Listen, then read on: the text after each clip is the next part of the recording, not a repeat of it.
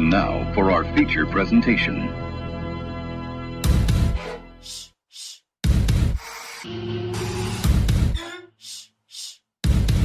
You're listening to the JB and Goldwater Show. Live, loud, and online.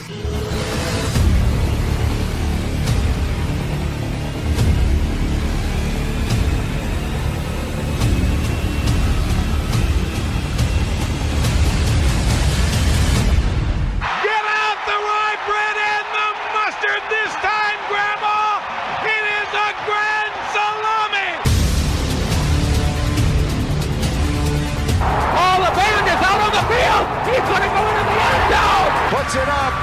Yes! Here goes Davis. Oh, my God. Davis is going to run it all the way back. Auburn's going to win the football game. American football is finally the one. American football has won the Triple Crown. And Barnes hits one high. It's a deep. It is out of here. High fly ball into right field. She is gone. Unbelievable! A home run for Gibson. And the Dodgers have won the game 5-4. I don't believe what I just saw. Here are your hosts, Jamie Bradford and Darren Goldwater.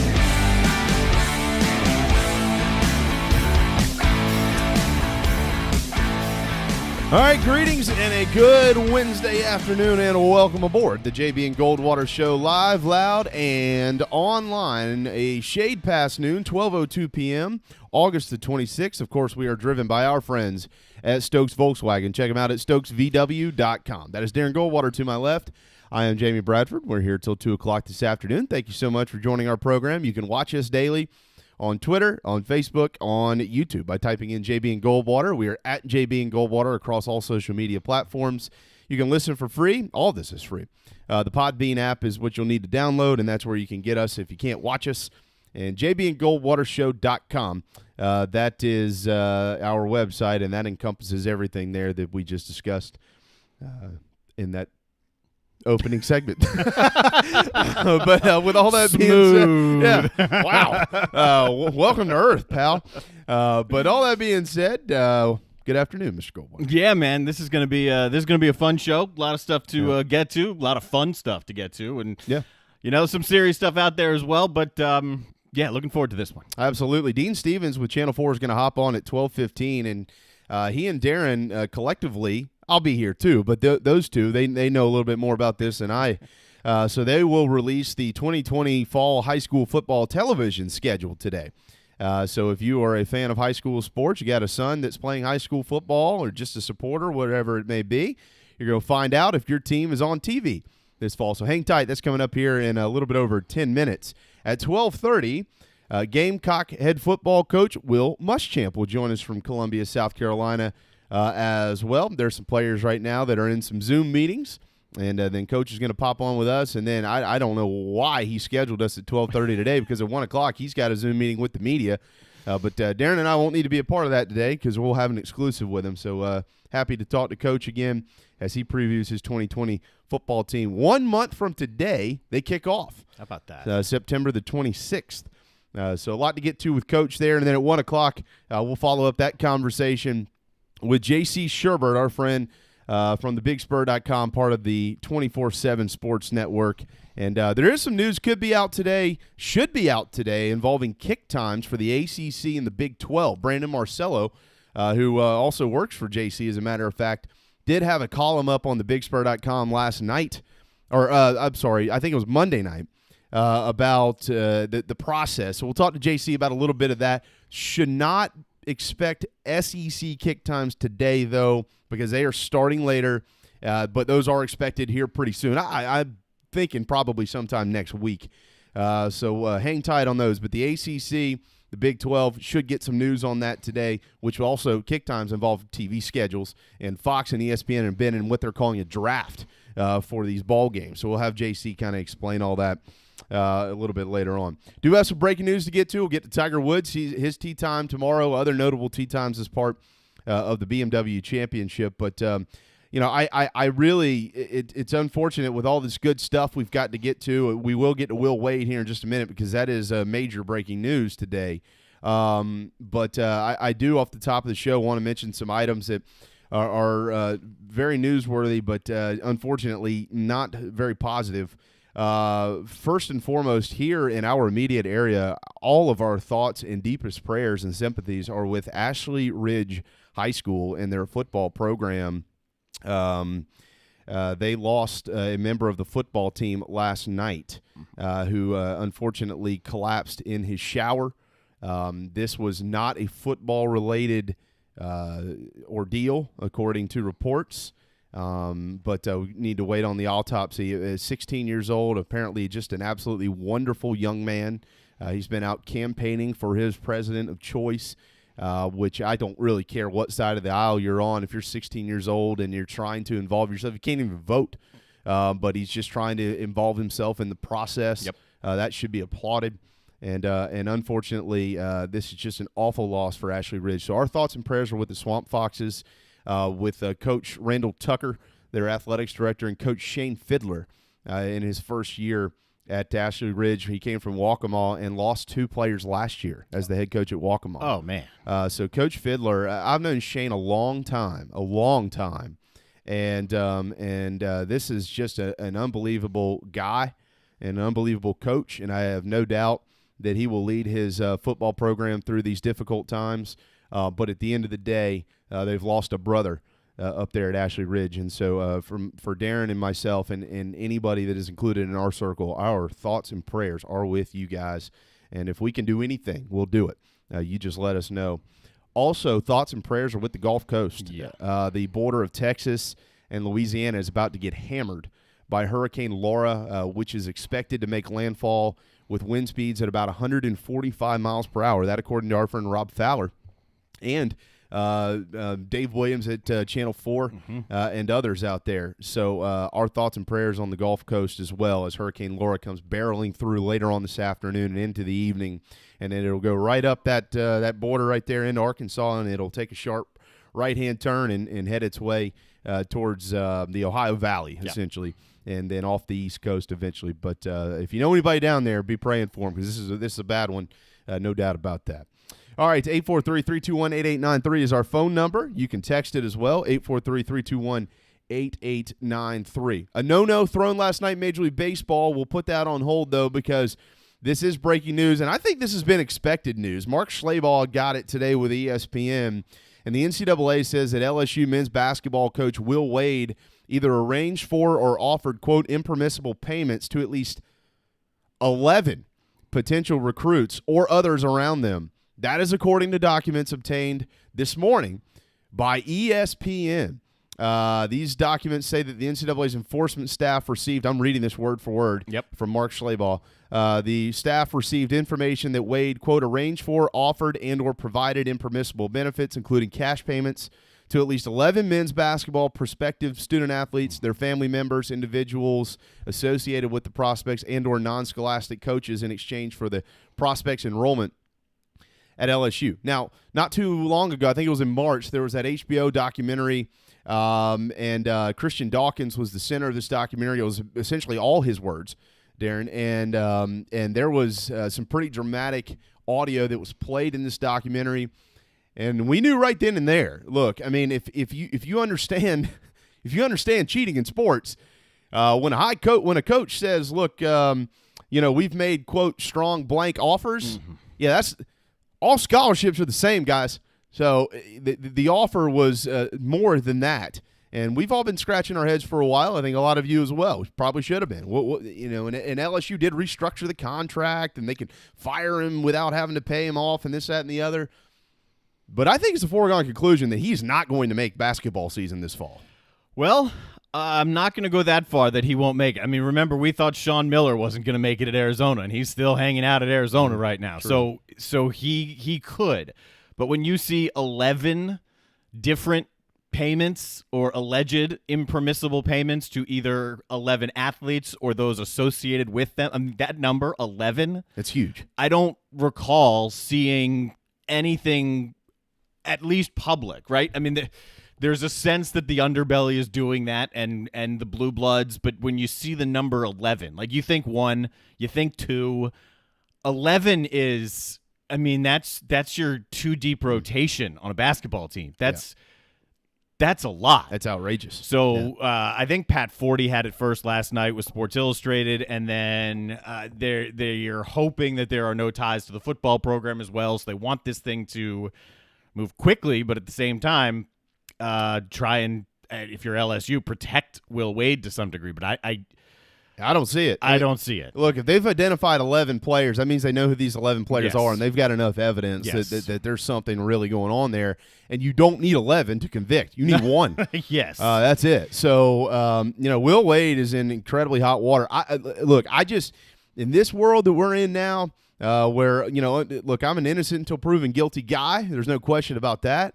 But I do find it very difficult to believe that by the time basketball season gets here, whenever that is, whether that's in November or December or January or whenever, I do not anticipate him being on the sidelines. I personally don't. No, I mean 11 is just that number is screaming in capital letters and bold or capital numbers or whatever. I mean that's a huge number. And look, I've said this before about Will Wade. I enjoyed covering him a lot. He was one of the good guys to be around. He was one of the guys as a play-by-play announcer who would give me everything I possibly needed, me and the analyst. I mean, we would have to stop the conversation. We would have to say, all right, like, I got stuff I got to do before this game starts here.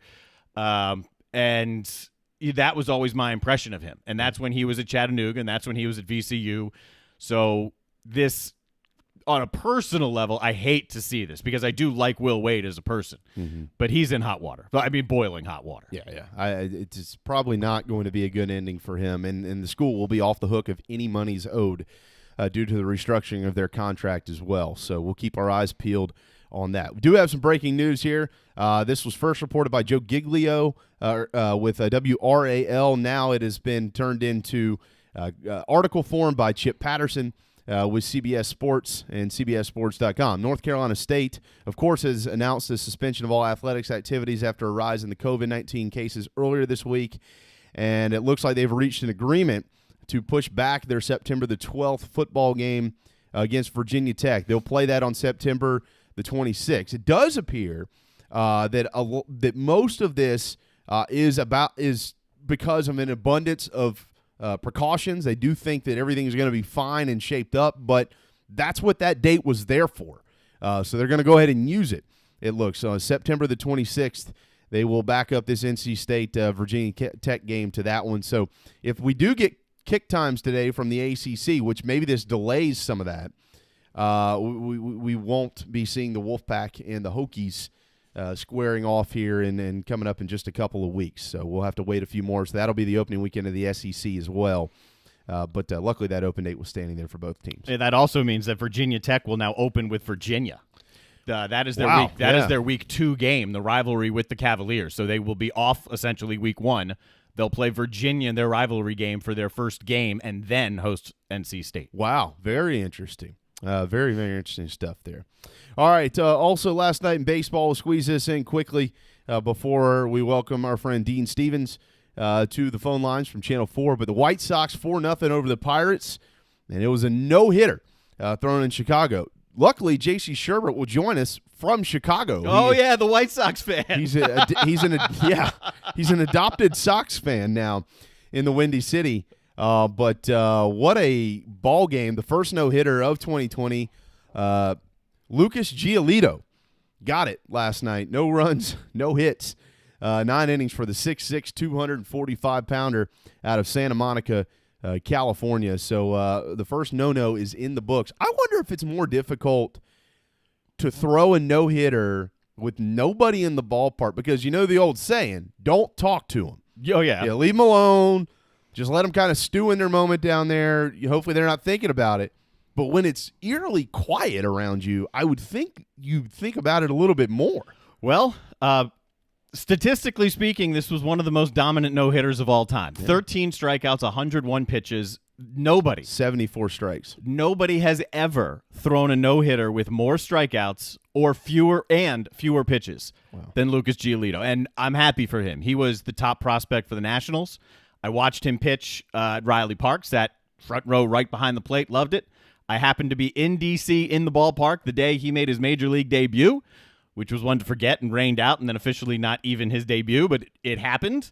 And he never worked out with the Nats, and he's gotten a new life with the White Sox, and he has been dominant. And today or last night was the latest step in that. Essentially 75% strikes thrown in the ball game last night. All right, high school football fans, rejoice because it is now time at 12:15 here on this Wednesday afternoon to release the 2020 fall television football schedule.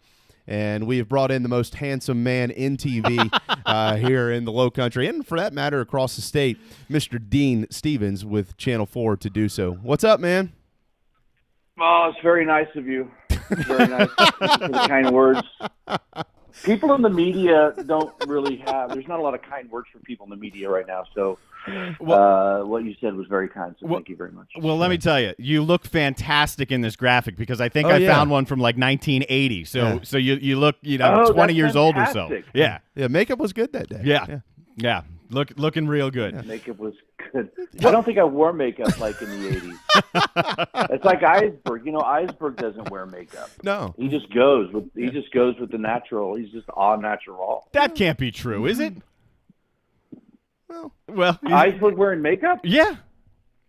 No, you don't wear makeup. Oh man. That shocks me. Basically everyone on TV does. Oh, all right, man. So obviously you're in the news side. Go ahead. I'm going to send you a text really quick, Darren. Okay. Oh, okay. Yeah, so we're just going to do this kind of off the cuff here. That'll work. Sure. I know. So, I just got this text. I'm going to send it to you quickly so you can read it. Yes. Before we go any further. By the way, considering the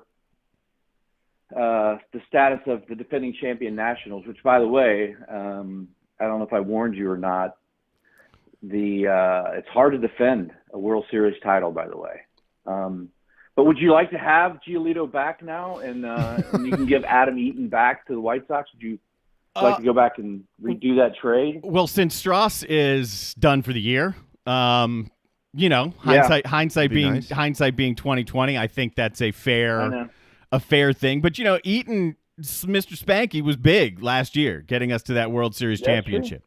That's true. I'll say this. This is we'll chat with Dean here for a second, but we will hold off releasing this schedule out of respect for the tragedy up at Ashley Ridge. Oh, okay. So we were planning to do this. We will get this schedule out. Yep. If it doesn't happen here, it'll happen on Channel 4.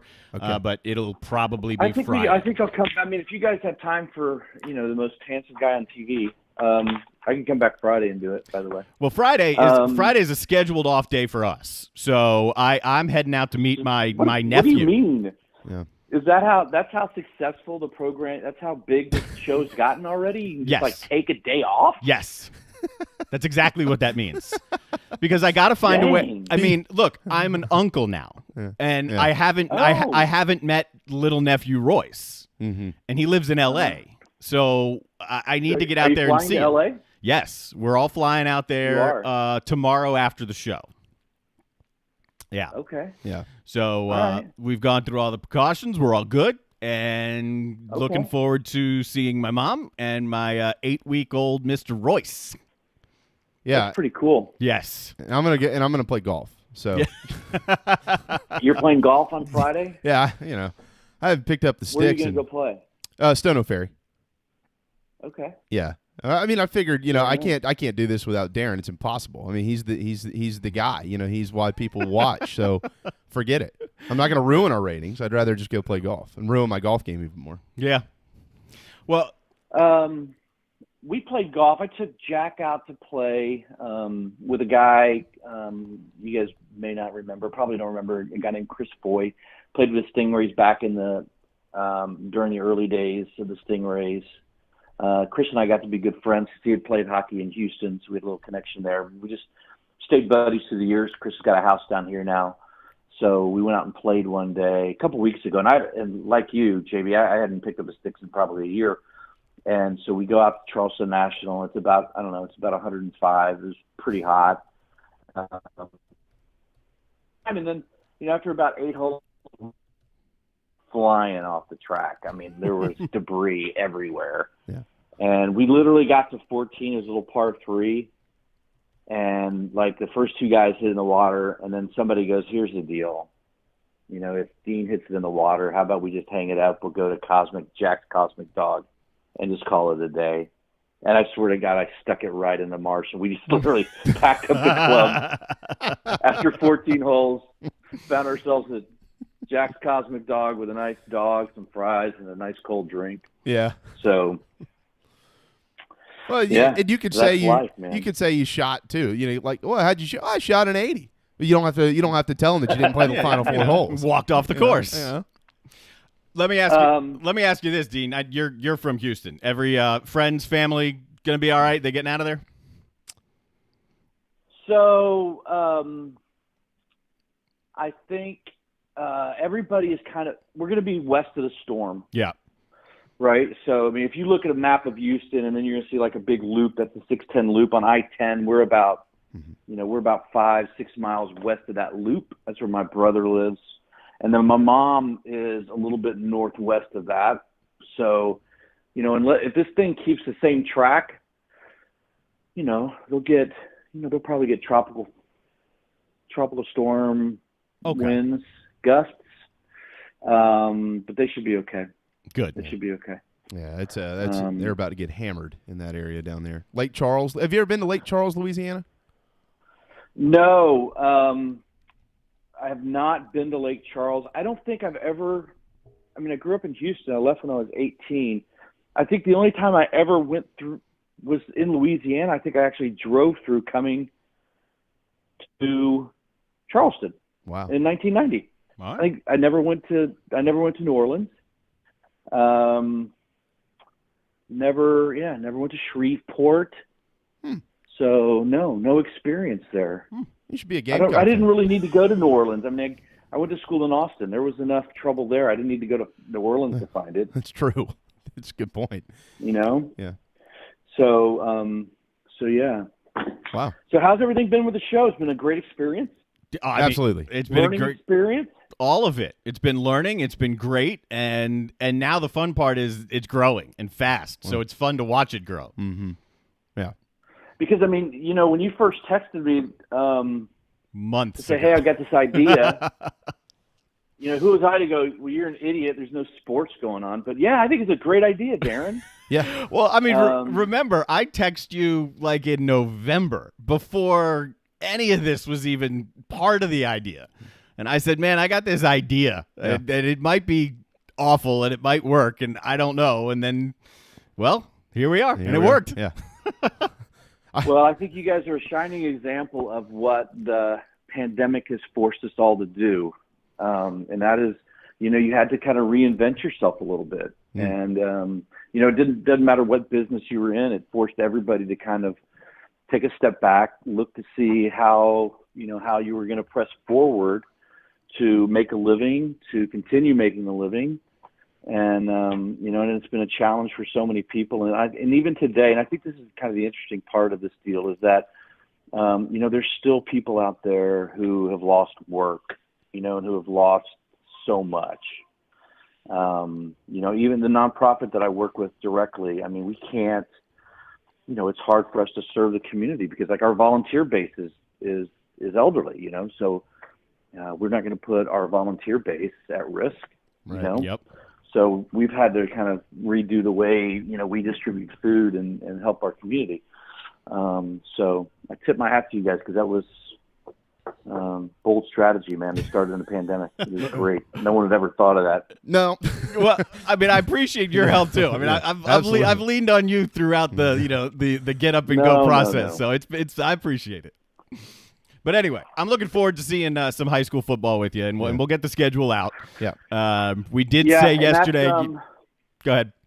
Yeah, we were hoping to get it out today, so we're just holding it off until Friday, as you said, out of respect to the young man and Ashley Rich and all of that. Certainly. But it's and again, it was tough to put the schedule together because again, we sit here today and we don't know if there's going to be games on October 3rd. Yeah. Right. Yeah. Yep. If you were a betting man, what are the odds that college football plays a full schedule? Well, I'm the wrong guy to ask because I'm 100% that we're playing. Yeah, Jamie's not a betting man. He's just the most optimistic man on earth. He's like the Dos Equis guy of optimism. Yeah. So you think we're going to be playing a full college football schedule? With the conferences that play by mid-October. Yeah. Well, I think. Obviously, with what is set up there, I'm sure there's probably going to be some teams that lose games. I don't think it'll be perfect, but I do think they'll find a way to complete some sort of season. Yes. Okay. But then again, I also think that I'm going to win the lottery one day. So I'm convinced. Every time I buy that ticket, I think I'm going to win. Yeah. So So if you won the lottery, JB, would you give Darren $1 million? Well, it depends on how much I won. That's true. That's a fair. Really? That's a very fair answer. $32 million. If you won $32 million, you. It's only 16 after taxes. Oh yeah. $1 million? Yeah, no problem. Yeah, I give him $1 million. Billion of that? Yeah, $1 million out of sure. Yeah, that's no problem. Yeah, I'd do it for my old pal here. I'd put it in a trust fund or something. He could get it when he's 70. Love these guys. Everybody plays the lottery when it gets up to like $400 million, right? Everybody's like, I'm in. Yeah. I'm in. And I'm going to win. But if it's $80 million, people are like, I'm not playing the lottery. Right. Yeah, that's not enough. It's hard to live on 80. Yeah. Oh, man. Just ask Mike Tyson. Yeah, it's difficult. But, man, we got to let you go because you were the perfect leadoff hitter for Will Muschamp. So well done. Yeah, I hit about 186 with a bad hamstring. Okay. Coach Muschamp, I said hello. We'll do it. We'll do, man. Thank you, Dean. We'll see you tonight at 6, 5, 6, 7. 11. There you go. And 11. There you go, Dean Stevens. All right. Time for a timeout. When we return, we'll hit the road for Columbia, South Carolina, and we'll be joined by the head football coach of the South Carolina Gamecocks, Will Muschamp, right here on the JB and Goldwater Show, driven by our friends at Stokes Volkswagen. This is Mike Mazzell for Stokes Volkswagen on Ashley Phosphate Road with exciting news. Every 2020 Tiguan S, our best-selling third-row SUV, is $3,500 off plus 0 APR for 72 months. But wait, there's more. With $299 down, you can own the Tiguan S for just $299 per month for 72 months at 0% APR. Not just one at this price, over 22 Tiguans to choose from. All $3,500 off plus 0 APR for 72 months and $299 down, $299 per month. Best of all, at Stokes Volkswagen, we are so desperate for used cars that we'll take any trade in any condition, running or not. We need your trade more, so we'll flat out give you more. And don't worry about your credit. Our lenders are more lenient than ever. So if you're interested in saving $3,500 on a new Volkswagen Tiguan S and owning it for $299 down, $299 per month, come see us today at Stokes Volkswagen on Ashley Phosphate or StokesVW.com. Peace and love at Stokes VW. Plus tax tag includes $399.50 closing fee. Offer subject to lender approval. Expires month end. DB's Cheesesteaks, the tastiest, juiciest, and now award-winning cheesesteaks in the Low Country. DB's Cheesesteaks delivers, and not just in quality. Download DoorDash, Uber Eats, or your delivery app of choice and have it dropped off at your doorstep. Original chicken, buffalo chicken, even pizza cheesesteaks, not to mention incredible cheeseburgers, massive hot dogs, and dynamite hoagies. It's all there for you and your family. DB's Cheesesteaks in West Ashley. dbscheesesteaks.com. Hey guys, it's Darren, just here to tell you about our good friends over at Dog and Duck. They've got 3 locations, one in Bell Hall, one in Park West, and one, the new one, out on Clements Ferry. I can tell you from personal experience, it's the only restaurant in town that I've been to since this whole place has reopened. Everything is socially distant, very comfortable, and to top it all off, great selection of rotating craft beers, food specials every day, family meals. If you don't want to go in, you can order it and have some curbside pickup as well. Dog and Duck, 3 locations, proud partners of the JB and Goldwater Show.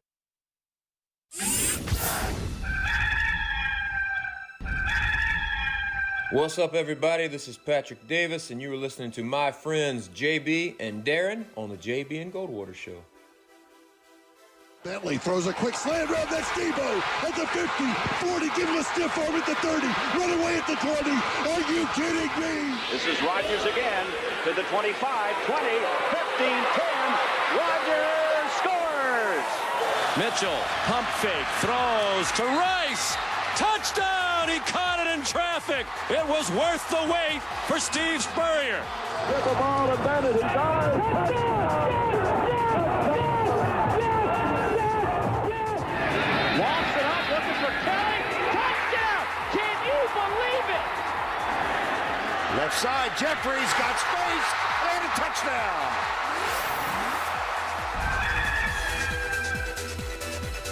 All right, 12:30 on a Wednesday afternoon. Welcome back to the JB and Goldwater Show, driven by our friends at Stokes Volkswagen. Darren Goldwater to my left. I am Jamie Bradford. Of course, you can watch every day on YouTube, Facebook, Twitter. You can listen for free on the Podbean app. We appreciate that, jbandgoldwatershow.com. But now we will drive right up the road to I-26 to Columbia, South Carolina, and that is where we're joined by the head football coach of the South Carolina Gamecocks, Will Muschamp. What's up, man? Jamie, how you doing? I mean, aren't we all living the dream these days?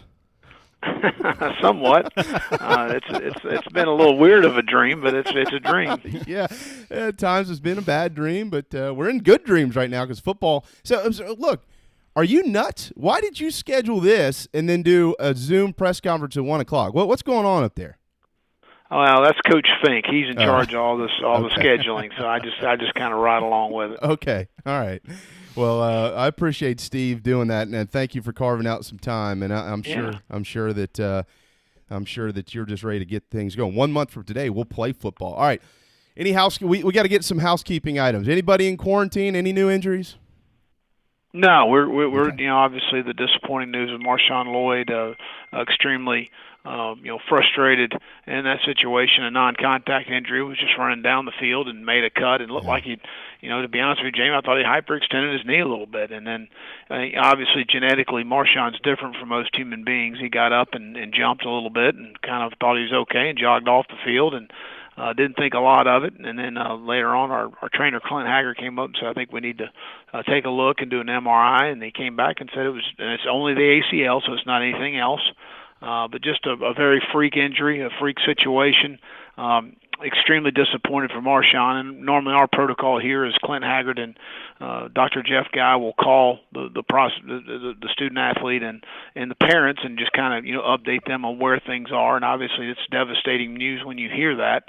And I called Marshawn after they had talked, and I said, "How are you doing?" And he said, "Coach," and this is the maturity of this young man and the mental toughness of this young man. And he said, "Coach, this was supposed to happen, and I'm going to be fine, and I'm going to handle this thing." Wow. And mentally, he has been as good as any player I've been around that's had a serious injury, and he's going to be back, and his best football's ahead of him. And his mama and his grandma came in town to meet with Dr. Guy to talk about the surgery and moving forward, and they felt comfortable and great about where we are and what we're doing. We've got a really good support system for him here, as well as the support system he has at home. So disappointed for Marshawn more than anything. The young man had worked extremely hard. He's a special young man, extremely talented, but I really hurt for him right now for the opportunities that this season was going to bring. But again, as I've said before, his best football's ahead of him. Yeah, there's no question, Coach.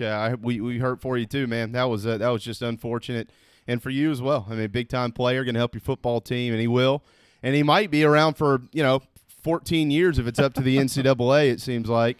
This new eligibility, I'm still a little confused as to how this is actually going to work. What are the pros and cons of giving just everybody an extra year, at least from your side of it?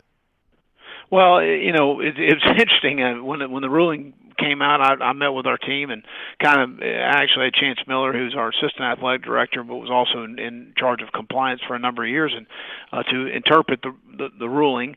And a lot of the seniors kind of came up to me and goes, "Does that mean I get an extra year?" And I said, "Absolutely. This means if you're a senior, you'll be a senior next year. If you're a freshman, it means you're going to be a freshman next year.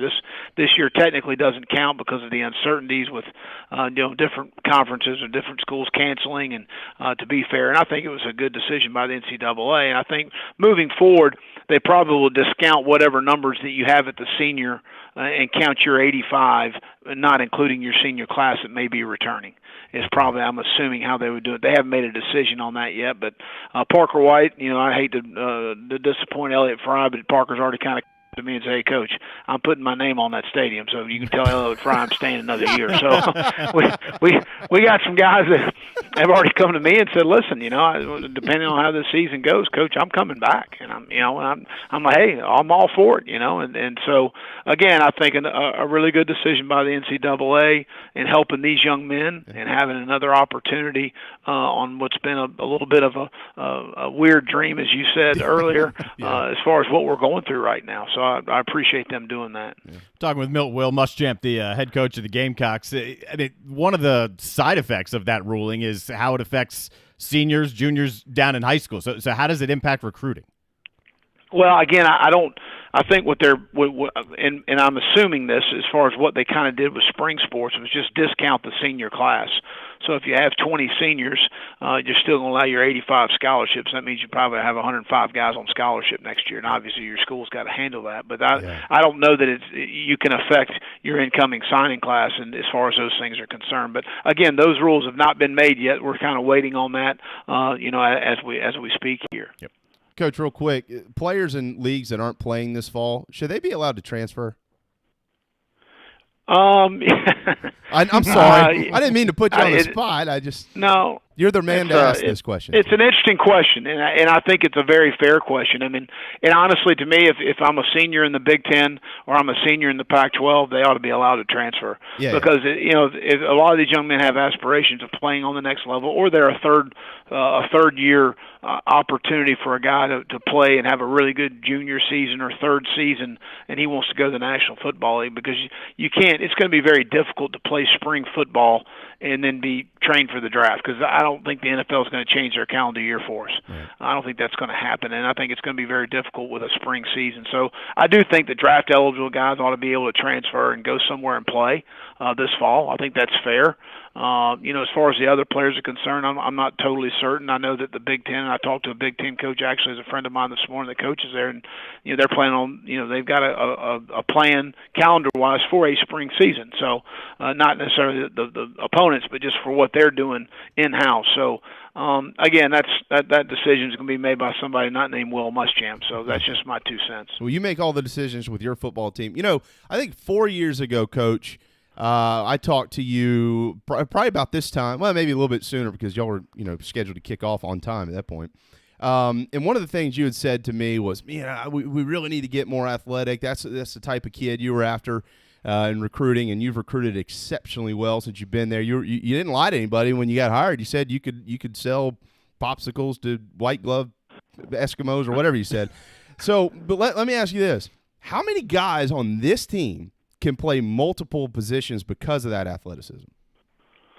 Well, I think we have a lot. I would point right now as a true freshman for us, and everybody, they get nervous when you say true freshman, but Luke Doty's mature beyond his years. He's progressed extremely well at the quarterback position. He's still a quarterback for us, but he's also one of the best athletes on the team, and he runs 4.40. I mean, he's a guy that we need to utilize his speed and his athleticism. He's got really good ball skills. He catches the ball extremely well. But you recruit guys like that have position multiplicity.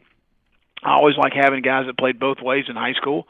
I also like guys that played football and basketball and a lot of other sports. Mm-hmm. So I think that's certainly beneficial for you. We try to stay away from a one-position-only player because that really limits you. And if they can't play that position, then you're stuck. You don't really have any.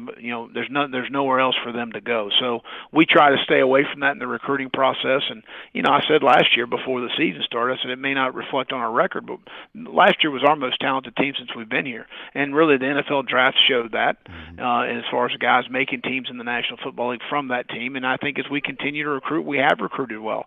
Obviously, our record needs to show something different than it did last year. But in our first 3 years, we were more successful than anybody in their first 3-year tenure at South Carolina. And I'm excited about this team as we're moving forward. I am too. You're going to have a good year. Coach, Colin Hill and Ryan, this is a real battle. This is going to be really fun to watch over the next few weeks, and for that matter, throughout the season. can you compare the strengths of Colin Hill and Ryan Helinski right here where we stand today in camp? Well, again, I think Colin's number one strength is the time he's had with Coach Bobo at Colorado State and obviously knowing the system. And Mike puts a lot on the quarterback. He's very demanding at that position, and he puts a lot on those guys to be responsible for the run game and the protections and the different things that we do. So Colin's experience has obviously helped him. Colin's got a big-time arm. I mean, he can make all the throws. Ryan, again, is a guy that's got tremendous arm strength. He can make all the throws. He's a really talented guy that came in and played as a true freshman and played extremely well. I mean, the guy really played well. Didn't get a lot of help at the end of the season, and we didn't do enough as a coaching staff. And I'm not blaming anybody; it's my fault. We didn't do enough to help that position, whether it was to carry on, whether it was Ryan, whether it was Jay Urich playing the position. We needed to do a better job coaching-wise around that position for a young player, and then play better around that player. And we didn't do that, especially in the latter part of the season. How long will this battle go? I mean, you've got Tennessee and Florida weeks 1 and 2. Well, again, those guys right now are alternating one day with the first group, and the next day the other guy gets the first group, and the other guy gets the second group, and then we're mixing Luke and Jay in there. So, we'll continue to rep. We have a big decision day Saturday. We'll see where it goes as far as guys making some move there. The coaches, we're going to operate like a game day situation. Coach Bobo will go to the box, and we'll operate in the stadium with probably about 3/4 of the practice being scrimmage like, whether it's live or thud tempo. I'm not really sure yet on that, but we need to operate. We've done a lot more move the ball and a lot more situational just because we're further ahead because of the walkthroughs by the NCAA allowed us to have there in July and early August. So we're a little further ahead schematically than we probably would be at this time. And Saturday, will be a big day, and we'll probably have another scrimmage, obviously, before we play our first ball game. But we'll make the decision when it's right for our football team and for the young men involved. Will Muschamp joining us, 12:41 on a Wednesday afternoon.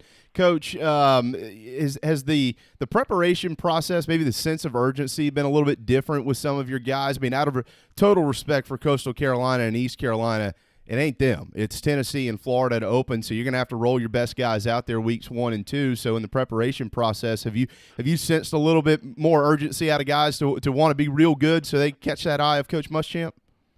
Well, again, when we line up and you see a 10-game conference schedule, it excites our guys. Our guys are excited about the opportunity. They're excited about the challenge. There's no question about that. So our guys understand that. We still are in camp mode as far as training camp is concerned. We'll switch our gears to Tennessee about a week and a half out from the game and start concentrating on them a little bit more.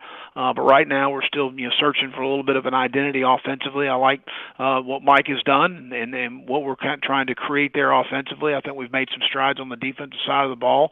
I met with our senior leadership group this morning and really challenged them to challenge the players at their positions, at their position groups of what we need to do and the guys that we need to continue to bring on. But there's no question when you line up and you look at the schedule and you see the 10-game conference schedule, which starts with Tennessee here at home at Williams-Brice, it'll excite you as far as those things are concerned. It's just different now because we're enrolled in school. It's not really training camp from the standpoint of being in the building all day. So we've tried to make it as much training camp-like as we can with our players as far as those things are concerned. But our guys are excited. They're excited about being here. They're excited about playing football. This 4-month time frame for us when we were off through the pandemic was very difficult. We're still going through the pandemic. There's not that that's gone away, but I've been very pleased on how our guys have handled things as far as their academics are concerned, and just going through a very uncertain time. What's impressed you most watching Mike Bobo work with not just the quarterbacks but the offense? Well, I think, both. I think Mike's a really good teacher.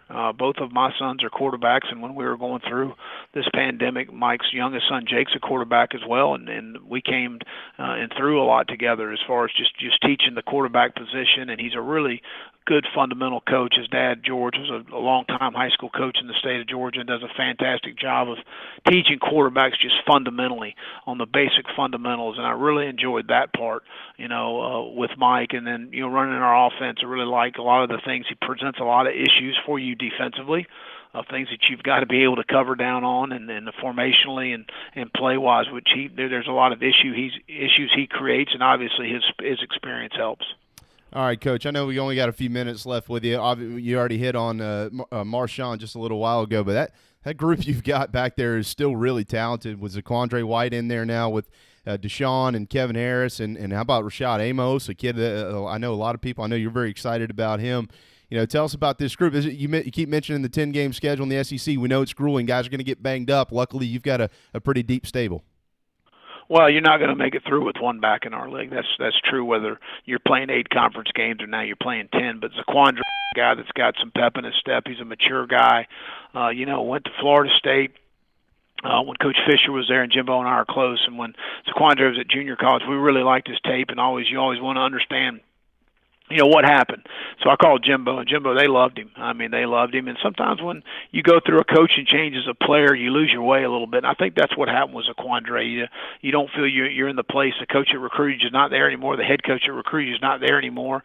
But he's been great. Our players love him. He's only, he was quarantined for 7 days because he came from out of state, and then he was able to practice, and he's out there with us now. But he's got a lot of energy and he can really run. He can stick his foot in the ground and get vertical. Deshaun, I thought in our first 6 practices, I would say 4 of those practices had really good days. Kevin Harris continues to progress, and Rashad Amos is a guy that we're really excited about. He's really a talented young man. So we do have a good room there, and we got to continue to search to find some guys that are more dependable as far as making plays down the field. And when you're able to make explosive plays, and we've had more in camp in 6 days than we've probably had around here in a while, which has been exciting. That's great. I know you get a lot of questions on your guys. A couple guys I haven't heard a ton about, so I want to ask you about Shiloh Sanders and the progress of Jordan Birch and where those dudes stand here early in camp. Shiloh's done a nice job. He's playing safety for us. I thought, in the 5 days of spring, he was one of our most improved players. And then when we came back here and we started the football there on July 13th, he made some tremendous strides just mentally as far as – because a lot of people don't – you got to remember, Shiloh grew up a baseball player. He only played 2 years of high school football. So he's very young with football as far as those things are concerned. So they're still learning a lot of different things as far as the safety positions is concerned. We put a lot on our safeties as far as quarterback and the defense, but I've been pleased with the progress he's made. Jordan Birch is going to be a really good player for us. In most high school defensive players, especially in the front 7, they never use their hands because they've been so much more physical, so much more quicker, faster to the point of attack, and they've never really been blocked very often, so they've never had to use their hands. And that's one thing that, again, I go through this with all young defensive players in the front 7 of understanding they got to use their hands. They're going to get blocked on our level. They're going to face guys bigger than them, stronger than them, and they're going to block them. So it's going to come down to some techniques and things, and that's where Jordan's got to continue just to come on. But he is a big, explosive young man. He's got some natural things you can't coach. He's got some natural pass rush ability. He can really run, and he's going to be a really good football player here at South Carolina. Final one for you, Coach. How comfortable are you with the depth of both lines of scrimmage? Wow, you're never comfortable. You never can have enough. Especially in this weather, the most exerting thing you do as a player is rush the passer. And I always tell our coaches, man, you can't play these guys more than 6-8 snaps in a row if you expect them to play at a high tempo as far as that's concerned. And the most exerting thing you do is rushing the passer. So you never can have enough. Really inside right now, Jabari and Kier. Yeah. Zach Pickens and Ricky Sandage, those have been guys. Alex Huntley's a young player that's really come along and showed us some things. You got Aaron Sterling who can play inside and out. J.J. Ambari can play both end and buck positions. Joe Anderson's done some good things. Tonka Hemingway is from Conway up there is a young player that we're excited. Brad Johnson's an edge guy that can give you some twitch. Of course, we talked about Birch a little bit. And the offensive line, really, we need Jasmine Turrentine, we need Jalen Nichols, we need Ja'Kai Moore, and Javon Gwynn. We know that those 4 guys need to play more consistent football for us.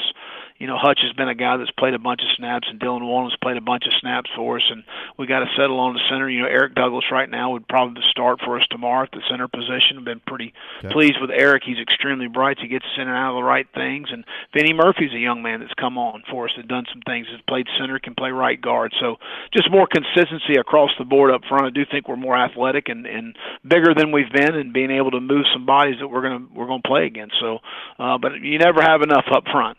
Yeah. Coach, we appreciate all the time, certainly. If you want, you can blow off those guys at 1 o'clock. Stick around with us if you want to. We've got time. What's that now? If you want to blow off all those media boys at 1 o'clock, you can hang with us if you want for the rest of the show. 2 o'clock. We'll let you go at about 2 o'clock. 1:59. I don't want to have to listen to Josh Kendall and Cloninger and them boys. They get mad at me. Well, Cloninger, he's got more to worry about with that beard. It's bad. He really does, And then Kendall, we make our players open up our screens. Well, I tell them when we have these meetings, these Zoom meetings, and then when you have the classroom and you got tutors, we're going to be respectful to our professors. We're going to be respectful to the people running the meeting. You got to open your screen up. And Kendall won't even open his screen up. So who knows what's going on in his house? Well, look, I have an open mind. I've been on a couple with you, and I have an open mind, but I will tell you it's because I don't get to eat lunch. So when I get home, I'm usually munching on a sandwich, and I don't want anybody to have to watch me doing that. So I'm I'm just watching you. Right. Okay, and I don't want you picking on me, so I just try to stay in the back of the room. But Coach, I'm glad you're safe and everything. I'm glad Miss Carol didn't kill you while you were at home during all this quarantine stuff. So that's good. And yep. That's positive. There's positives in everything in life. Positive, and I don't know how many games she's going to watch of you this fall. I'm sure she'll be over in Athens watching Jackson, right? So. Well, she likes Jackson a lot better than she likes me, that's for sure. Every wife does. Hey, man. Look, it's been a pleasure as always, Coach. I wish you the best. Really looking forward to kicking off on September the 26th. I think it's going to be a really great year 5 for you and your football program, and we'll catch up down the road. I'll reach out to Steve and we'll try to do something again at some point in time. But thank you again, okay? Appreciate you guys having me on. Take care. Always, Coach. There you go. Will Muschamp, head football coach of the South Carolina Gamecocks. 12:51 here on a Wednesday afternoon. Speaking of lunch, how about DB's Cheesesteaks? I could use one right now. DB'scheesesteaks.com for their entire menu, and they deliver on every delivery app available. DB's Cheesesteaks. Don't forget the Boardwalk Fries and try the Buffalo Chicken Cheesesteak at DB's. Voted on by you. Charleston's choice #1 here in the Low Country for cheesesteaks. I'm going to give you a little bit of props right there. A lot of times, and I don't mean this in a different way. I've been the media side of things a little bit longer. A lot of times when interviews happen, one of two things can happen. There can be like a fanboy side of it. There can also be a very uncomfortable, tense, just question firing off, question and answer type thing. There's a clear respect on both sides for you and for Will, and that is obviously born from like 5 years or so of doing that. And that was fun for me to sit back and listen to and just type away. Now I told you before the show today because Darren had texted me and said, what are we going to ask him? Which I don't script interviews. No, I never have. I just wanted some basic cover shots so you could do some graphical stuff. Yeah, and I mentioned to Darren, I said, well, generally with Will, you ask him one, and he's going to answer about 3 or 4. So I always jot down a few things that I know. Let me just not forget to ask that. Yep. But that went about pretty much like I expected it to. You ask him one, and 4 or 5 minutes later, he's answered the next 4 or 5. That's the guy who's schooled in his interviews as well. He's done this a while. Well, he can control the message. If you ever listen to him and Kirby and understand that they coached under Saban, all of their stuff can be very similar. They've got this they've got a technique of I'm going to control as much of this as I possibly can, and that's just I don't think that's a bad thing at all. Some people don't like it. I do. If you got something to say it. And Coach Muschamp certainly does. But he certainly feels fairly comfortable with his football team. And if you're a Carolina fan, everybody is going to be cautiously optimistic. Some aren't. Some will just be pessimistic, but that's okay. He said some things. Look, I think going into the 2019 season, there was a level of disappointment that arose from a lot of the Garnet and Black faithful because Coach Muschamp had said, and he just said it on our program, but he said it last year before the season. He said, this is my most talented football team. Last year's. And they went 4-8. Mm-hmm. But that didn't make him wrong. Just sometimes wins and losses don't necessarily equate to your talent level. Sometimes, they went 9-4 in 2017 with a much less talented football team. Mm-hmm. So if you're going to hammer him for that, then you might want to give props to 2017 when they won 9 games. So is it unusual to have your most talented football team in year 4 and to win your least amount of games? Probably unusual, or that's frustrating. That's frustrating. Yeah. Why? You want to know why? I've said multiple times they were 2 or 3 plays away last year from being 6-6. They weren't. Don't get me wrong. I'm not making any excuses, but they were 2 or 3 plays away from being 6-6. I'm talking about the North Carolina and the App State game, and everybody be looking at him as a hero. Oh, man, he had the toughest schedule in the country. They ended the loser streak against Kentucky. They upset Georgia on the road. They won 6 games. They'd be a dark horse for the East this year. That would be the media. South Carolina might win this thing because they look what they did last year with that schedule. You notice I didn't ask him about the schedule because he didn't want to talk about it because he's already alluded to it himself 4 or 5 times. Look, it's the SEC. So, he made it a point to say, look, that was still our most talented football team. But I think he feels like this football team is even more talented, and that's where some of the frustration will lie with fans and going, yeah, well, we'll see. Now you've got 10 games against the SEC and this, that, and the other. We are very excited, certainly, about this 2020 football season. We'll see how it all shakes out. But it's definitely a little bit different starting with Tennessee and Florida versus, no offense at all, but Coastal Carolina and East Carolina. I think those guys probably understand that too. I mean, I don't know what makes it more different. The fact that you're starting with Tennessee and Florida instead of Coastal Carolina, or the fact that for 5 months leading up to the season, we're dealing with all of this COVID stuff. Sure. I mean, the whole thing is different. Even the schedule as we see it may not work that way. We've already seen that today. If you missed it right at the top of the show, NC State, it was rumored yesterday. It's now official. They've pushed back their opener with Virginia Tech 2 weeks, which means Virginia Tech now opens with Virginia. So we could see that around college football. There's no question about it. Yeah, absolutely. We definitely could. Hopefully we won't see that. Will, by the way, is about to hop on a Zoom call, so any questions we didn't ask here, they'll be asked there. But we always have questions for J.C. Sherbert. He's coming up at the top of the hour at 1 o'clock. He'll join us from Chicago, Illinois, and we'll follow up on our conversation with Coach Muschamp, and we'll talk to him about it, get his thoughts on the QB battle going on in Columbia as well. And we are expecting some kick times from the ACC and the Big 12. We do now have kick times for week 0 and 1 from ESPN, but of course that is not the ACC and the Big 12 just yet. The SEC expected to have those released maybe next week. So we'll give you those when we return. We've also we'll get back into Will Wade here in just a little while. Tiger Woods is set to tee off tomorrow. We'll give you some notable tee times and why it's important that he has a really good weekend if he wants to play next weekend. We'll tell you pretty much exactly what he needs to do and much, much more. So hang tight. Hour 1 is in the books here on the JB and Goldwater Show, but we'll return in just a few moments with J.C. Sherbert. The JB and Goldwater Show, driven by our friends at Stokes Volkswagen. We'll be right back. DB's Cheesesteaks, the tastiest, juiciest, and now award-winning cheesesteaks in the Low Country. DB's Cheesesteaks delivers, and not just in quality. Download DoorDash, Uber Eats, or your delivery app of choice and have it dropped off at your doorstep. Original chicken, buffalo chicken, even pizza cheesesteaks, not to mention incredible cheeseburgers, massive hot dogs, and dynamite hoagies.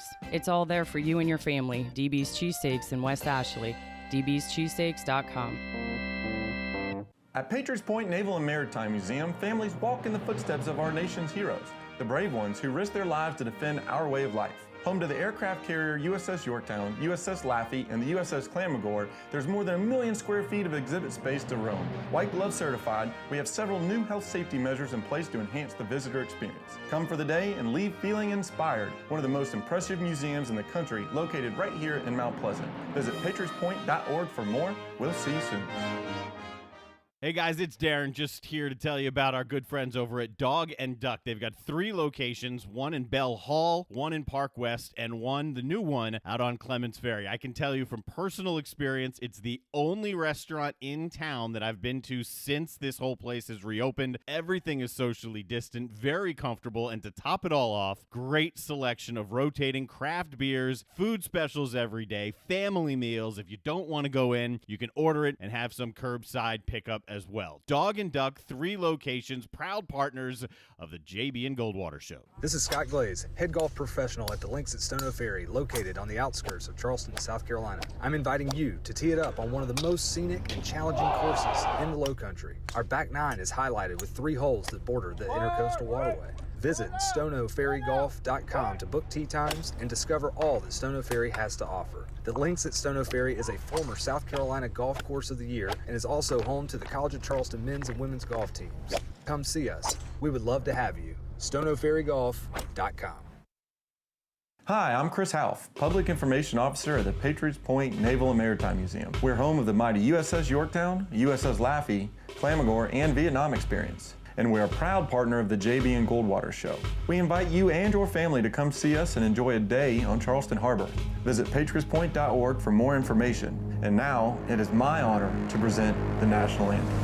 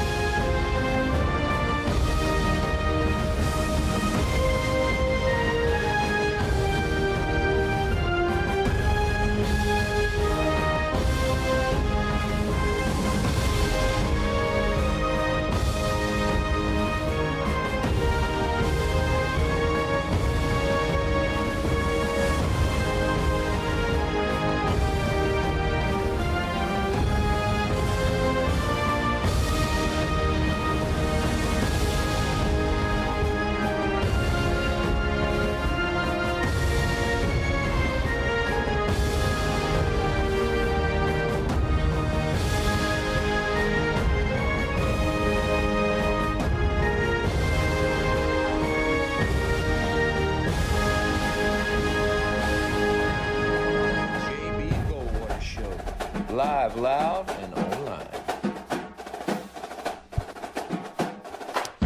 All right, 101, welcome back to the JB and Goldwater Show, live, loud, and online. You can watch us on Twitter, Facebook, and YouTube, and you can listen on the Podbean app. It's all free, jbandgoldwatershow.com. Darren Goldwater to my left. I am Jamie, and we're here for another hour.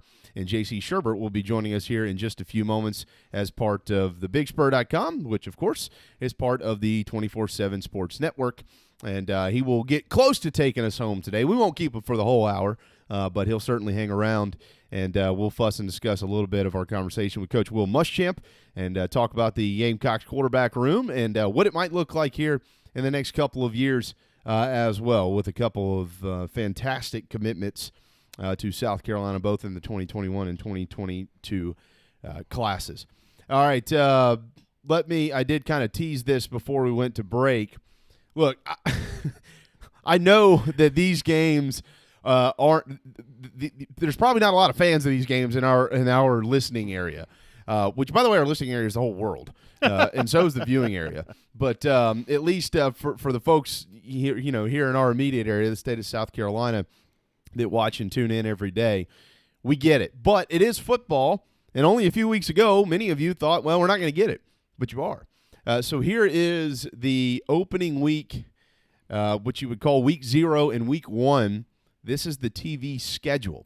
And yesterday we did discuss this a little bit.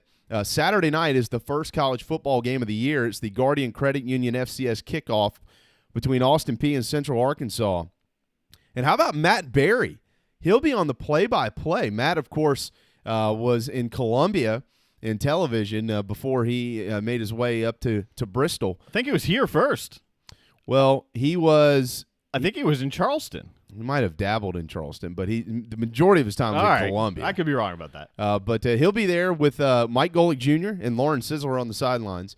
Saturday, September the 3rd on ESPN3, Central Arkansas and UAB at UAB.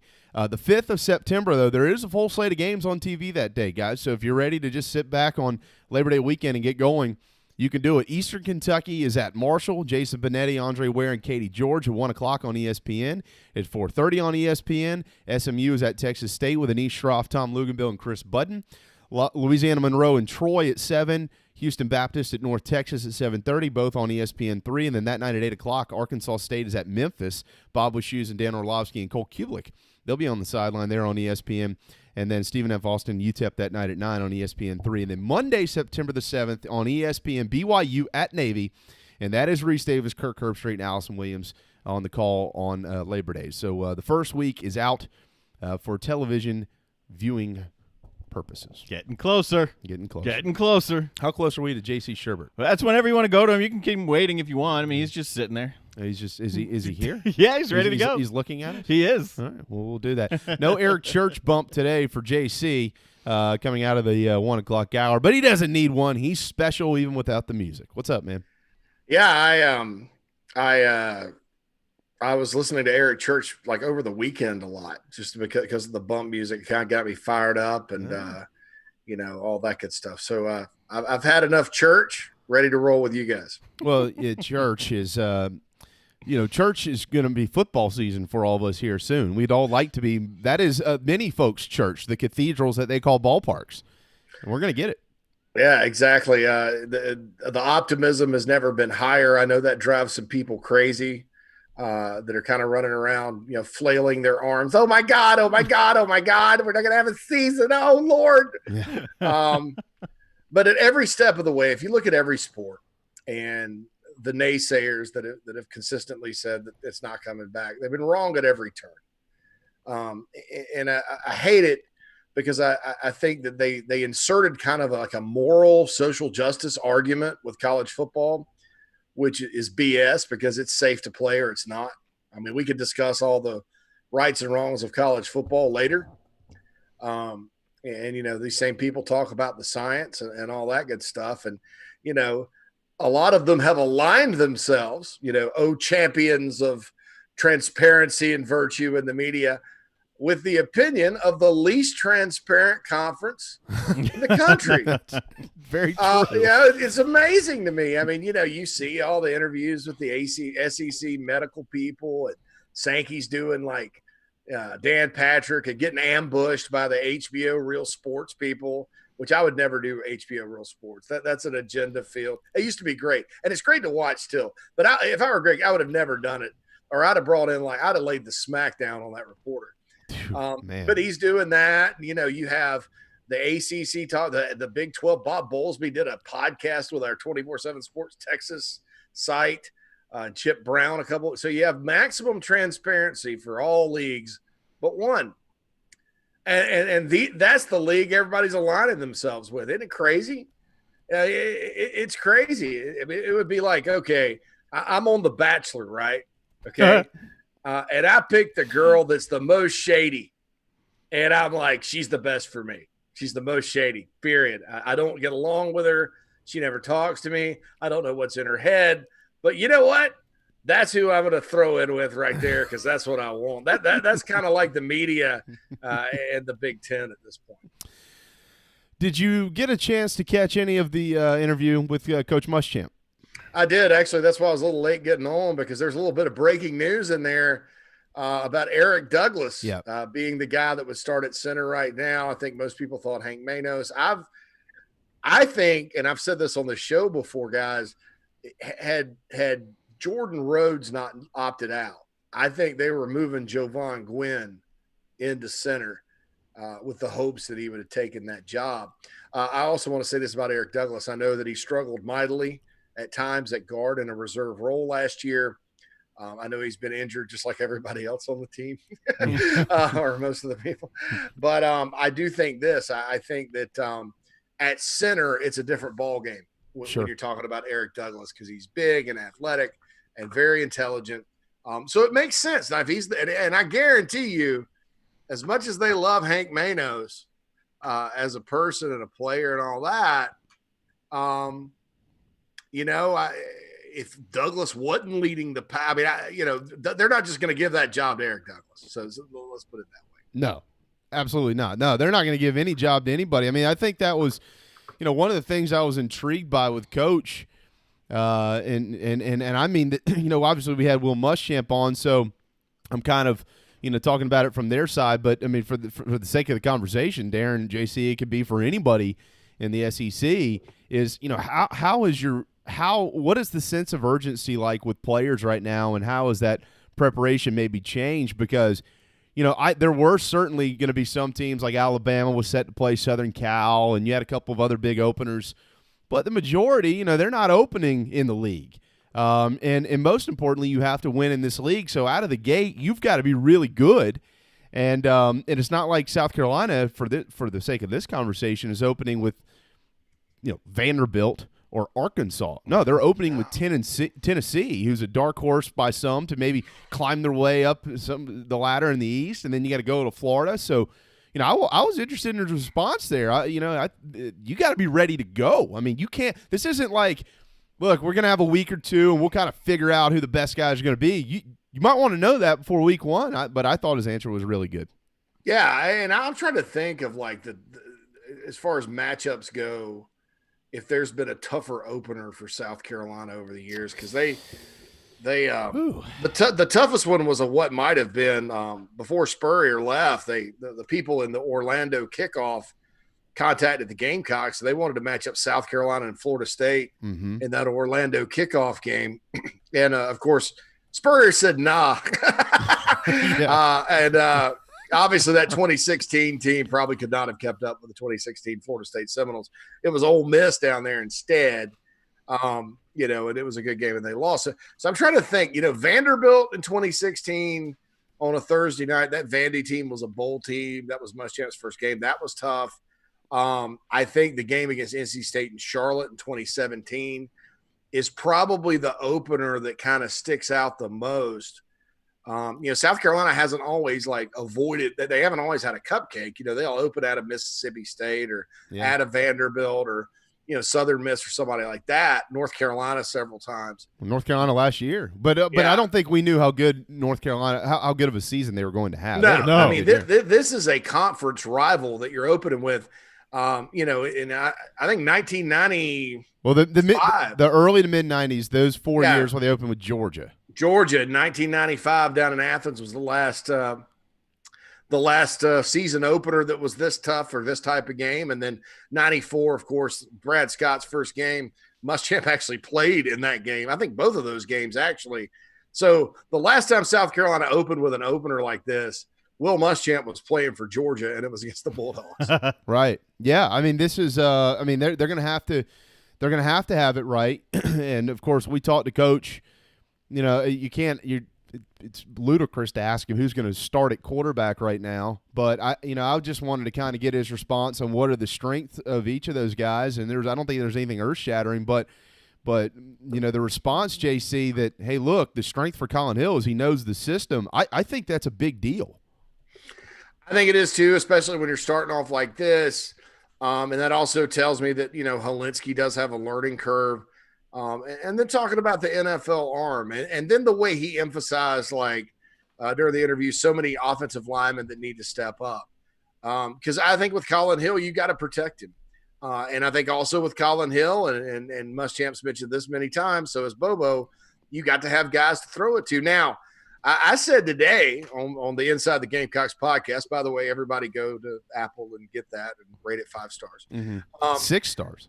Thinking about this, if Jalen Brooks, who's the Wingate transfer, and I don't care, I don't give a fiddly foo about these people because honestly, they don't really get it, and they're just looking at the surface level and trying to find a reason to complain or whatever. I don't care that Jalen Brooks played at Wingate and then transferred up to Tarleton State. That doesn't sound like, that's not like going from the Packers to the Browns to the Packers or the Bears or something like that. But it's I don't care about that. I watched his film. I was like, if the film checks out, he could be pretty good. Well, against some pretty doggone defensive backs, which South Carolina has in practice so far, he's been outstanding. He makes plays. He's 6'3", 190. He runs 4.4. There's a picture. There was a picture on Instagram the other day of him leaping, making a Sidney Rice-looking leaping grab in the back of the end zone. I think at the very least, talent-wise, his ceiling is Brian Edwards, who's really doing a good job. I mean, just looking at it based on what I know and what and now that they've been in pads a couple of days, I feel comfortable saying that. So if you take him and you take Shi Smith, who's people are like, well, Shi Smith's just average. No, he's above average. Think about how many big plays that kid's made during his time at South Carolina that has helped the Gamecocks win games. I know his production was down last year. The entire offense was, okay? So Shi Smith, very fast, can take it to the house and is not just a fast guy. Look at some of the acrobatic catches he's made. He's got great hands, didn't have the drops like some of these other guys I've had over the years. Better hands than Debo or Edwards. I mean, I don't think that's arguable. And so you got him. Okay, so then you throw true freshman Rico Powers. It's tough for a true freshman to be your number one receiver, unless you're Sammy Watkins. But it's not tough to be number 3. And then at the 4th receiver, you got Dakarian Joyner, who's done some good things. So a lot of things have to happen in terms of this thing coming together. To me, Jalen Brooks could be the linchpin because that gives you a guy that's played college football, even though it's not the SEC, that's torn it up in practice, that's driven, that's got the measurables, and that can help you make big plays and replace Brian Edwards. I mean, he's a similar type receiver. So if you're trying to replace Brian Edwards, would you not want a Brian Edwards clone? And then you got Rico, who you can bring along to carry in, or Trey Smith is still there. And you start getting down that list, and then you're like, well, it's 5 or 6 people long, and we haven't even mentioned Luke Doty yet. So in my opinion, there does need to be some guys that step up if Colin Hill's the guy. You got to have some guys to distribute the ball to, and the line absolutely has to block for him. But it's not a lost cause, in my opinion, when you kind of look at the what ifs in terms of the actual players that they have. I don't know if you realize this. You probably do. So I've done, 3 or 4 Wingate games over the last maybe 5-6 years doing that Division II package. Awesome. I've had a lot of fun. There's good football at that level. Joe Reich, as in the brother of Frank Reich in the NFL, has been coaching at Wingate for like 15, 16 years, something like that. He's Maryland Terrapin. Yeah. Reich. I mean, the bloodlines are there. He's one of the more respected guys in his league and at the level, and he's put out a couple of really solid kids. I mean, there's no shock to me at all that Jalen Brooks is able to make an impact at a Division I level at all. Yeah, I mean, he's a guy that fell through the cracks in recruiting. He wasn't as big as he is now. He grew a little bit. And that's what nobody understands. And I want to talk about I mentioned this as far as like star ratings. And I've made a good living off star ratings. I am a believer in rankings and recruiting rankings. And I'm not one of these guys that's like, those guys just sit around and do nothing. They don't know nothing about no ball. And, because you hear that side of it. But I also think fans go completely poo overboard with rankings because they believe that if a player has those stars by their name, then that's like who they are for the rest of their career. And that's just not true because that's just not football. In basketball, it takes a lot for the top 10 recruits in the country, 50, to not play in the NBA because you kind of know you get to see good on good in basketball through the AAU circuit. You kind of know these guys are all like 15 months away from being billionaires because of the one and done rule. Basketball, it's a severe disappointment and rare when a 5-star guy doesn't pan out. Football, it's about a 50% proposition. And that's just the nature of football because bodies change. Guys develop. They get better. It's a developmental sport. It's also a talent maximization sport more than anything. If it's all about those ratings. I've sat in those meetings. I was part of the group that defined what this means, and nobody understands it. It's a long-term projection based on what you can be. Mm-hmm. It's not it's not the All-American team. If we want to do the All-American team, half of it will be kids that will never play college football based on stats and things like that. It's a projection. And it's up to the player and the coaching staff to get there. And there's a lot of potholes, injury. When you go from one level of football to the other, whether it's junior high, high school, college, straight up, sometimes you just don't want any anymore because of the collisions. They're much faster, much harder. It hurts sometimes, it's much more physical. Like Lou Holtz used to say, very physical. It's much more physical. And it is. And so you got guys that just don't want to eat. So how, when you watch a guy play high school football and evaluate his tape and break him down, how are you supposed to know what's up here between the ears? You can't read people's minds, and you can't know what's in the chest, people's hearts. And so much of football depends on that. And so the star rating people who are like, they're down on Muschamp anyway. You know, they see this guy, he's got no stars. Right. He's got no stars, and he played at Wingate. You know, Yep. You know, no mention of 6'3" and 190, any of the things I pointed out about him. So that was my little rant on that and sort of my frustration. I understand people are frustrated if you pull for the Gamecocks. It's labor of love. But, you know, I think people in general, fans need to start looking at individual players more so than just their ranking. And then it drives me even more crazy when they do it when they're 3 years into college, which doesn't matter. Look, I mean, I think you hit the nail on the head. I'm not going to disagree with any of that stuff. I mean, you know, there's already a player on the roster at South Carolina who fans love, and they should love him, who literally went through a very similar situation, and that's Nick Muse. I mean, if you ask a fan today, look, do you think you're better with Nick Muse or worse? If you say you're worse, you're an idiot. I mean, like, the dude is the starting tight end for a reason. I mean, so yeah. I'm with you, man. I mean, look, and I'll go back. I'll take it on back, too. I mean, like, the Nick Muse thing caused so much angst and consternation on our message board last summer. I mean, I had to log off. I was like, oh, my God, you know, because all they were talking about, how's William? And their thing was, why are we wasting a scholarship on this guy? Wasting a scholarship. Contact said, that kid's going to play in the NFL. Yeah. And I put it out there, and I think that, you know, had he not gotten hurt, we'd probably be talking more about it. But Nick Muse is a talented guy, and he absolutely can play in the NFL. And nobody thought about that until they saw him play. And I'll take it on back to one Craig Fitzgerald, who, by the way, during the offseason as the strength coach at South Carolina, back in 2009 when he was hired with about 6 other new guys, revolutionized the strength and conditioning program at South Carolina and paved the way for, you know, 42-11 over 4 years in an SEC championship. One of the best strength coaches in the country has moved on to the NFL and then back to Tennessee, and now he's with the Giants. And Craig Fitzgerald, everybody just crapped all over it because he came from Harvard. Ooh, you know, Oh, what do they know about training in that Ivy League up there? You know, it kills me. It kills people. People say that.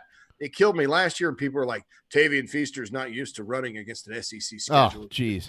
Good Lord. You know, and all that. And you're just like, oh, my God. Oh, my God, I know. I love all the fans out there, and I love their takes, and I'm not trying to change anybody's thought process, but just please take a breath and kind of look at it for what it is before we go bashing guys that come from Wingate or William and Mary or, God forbid, Harvard, you know, that can improve your football program. I agree. Look, I totally agree. And it's all over the country. It's not, this conversation is not just South Carolina based. It is everywhere. Oh, no. Yeah, it's not at all. It's just, it gets old. It gets old. And, you know, South Carolina, I mean, look, they're trying. Will Muschamp, I mean, think about it this way. He knows what's on the line. He gets it. He's not stupid. He's been fired before, and he could be fired again. He understands that. They're not in the South Carolina right now under his leadership is not in the business of taking crappy Division II football players. That's not what they're trying. If you could help the football team, and they have a spot, they're going to take you. I mean if you can't help, they're not going to take you. Will Muschamp a break on all that. I mean, you know, he left, and look, I know the swamp donkey, Jim McElwain, sat there and I thought he was the swamp shark. Swamp donkey, yeah, swamp shark, swamp donkey, shark donkey. I got all kinds of names for him, and he's actually a good guy, but he kind of, you know, there used to be a restaurant in Myrtle Beach called Rosalinda's, and they had a donkey as a mascot, and it was actually an ass, you know, like the ass, the animal. Yeah, the donkey. I know what that is. So somebody was sitting on the ass, and it was like, on my ass at Rosalinda's, you know. And so that cartoon ass kind of looks just like Jim McElwain. And then you got the shark picture on top of that, and the weirdness that surrounded that. So I call him the swamp donkey shark, whatever. But anyway, I know he's poo-pooing about the offensive line, and look, here's a surprise. They had a lot of injuries. And some of the wide receivers and stuff maybe weren't good. But Will Muschamp left Florida a loaded defense. Oh, loaded. For 3 or 4 years, they got a lot of mileage out of that. They're not recruiting nearly as well on defense as they used to, and I think we'll see that play out. So the guy knows personnel, and I think there were some mistakes made with some offensive coaches down there at Florida to where maybe those guys did not do a good job in all instances of evaluating guys, especially at quarterback at times. But, I don't think Will Muschamp's just forgotten about what a good football player looks like. And if you look at South Carolina, there's very few guys. There are some, but there are very few guys that you look at and go, well, I don't know why they took them. And so I think, that always doesn't equal winning. And I know people are ticked because there's no winning.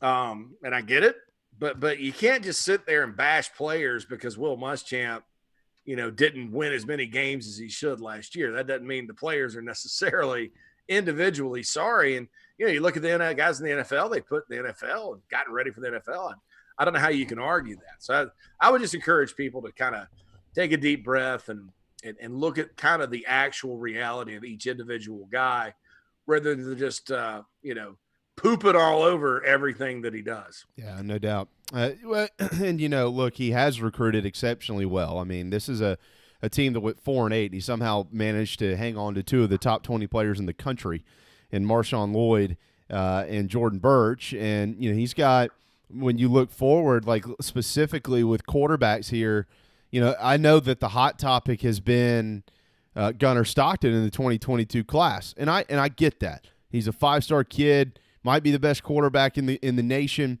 in his class. Totally understand all that, but let's not look past what is just arrived in Luke Doty and what's about to arrive coming up here in just a few months. And I always forget. I always get his last name wrong. Is it Gauthier? Colton Gauthier? Gauthier is what I've been calling him, but I thought it was like something French, like Gauthier. I did too, but I was wrong. I was like, that's pimp. Colton.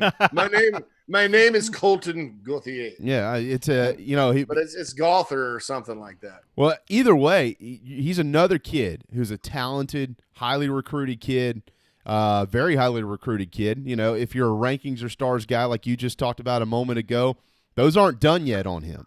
More than likely, that's actually probably going to go up higher. I mean, Luke Doty, one of the most recruited quarterbacks in the country, but you didn't see a real fiery recruiting contest with him because he literally, right, JC, just totally shut it down when he committed to South Carolina. It was over. You weren't getting through the Doty door up in Myrtle Beach, South Carolina.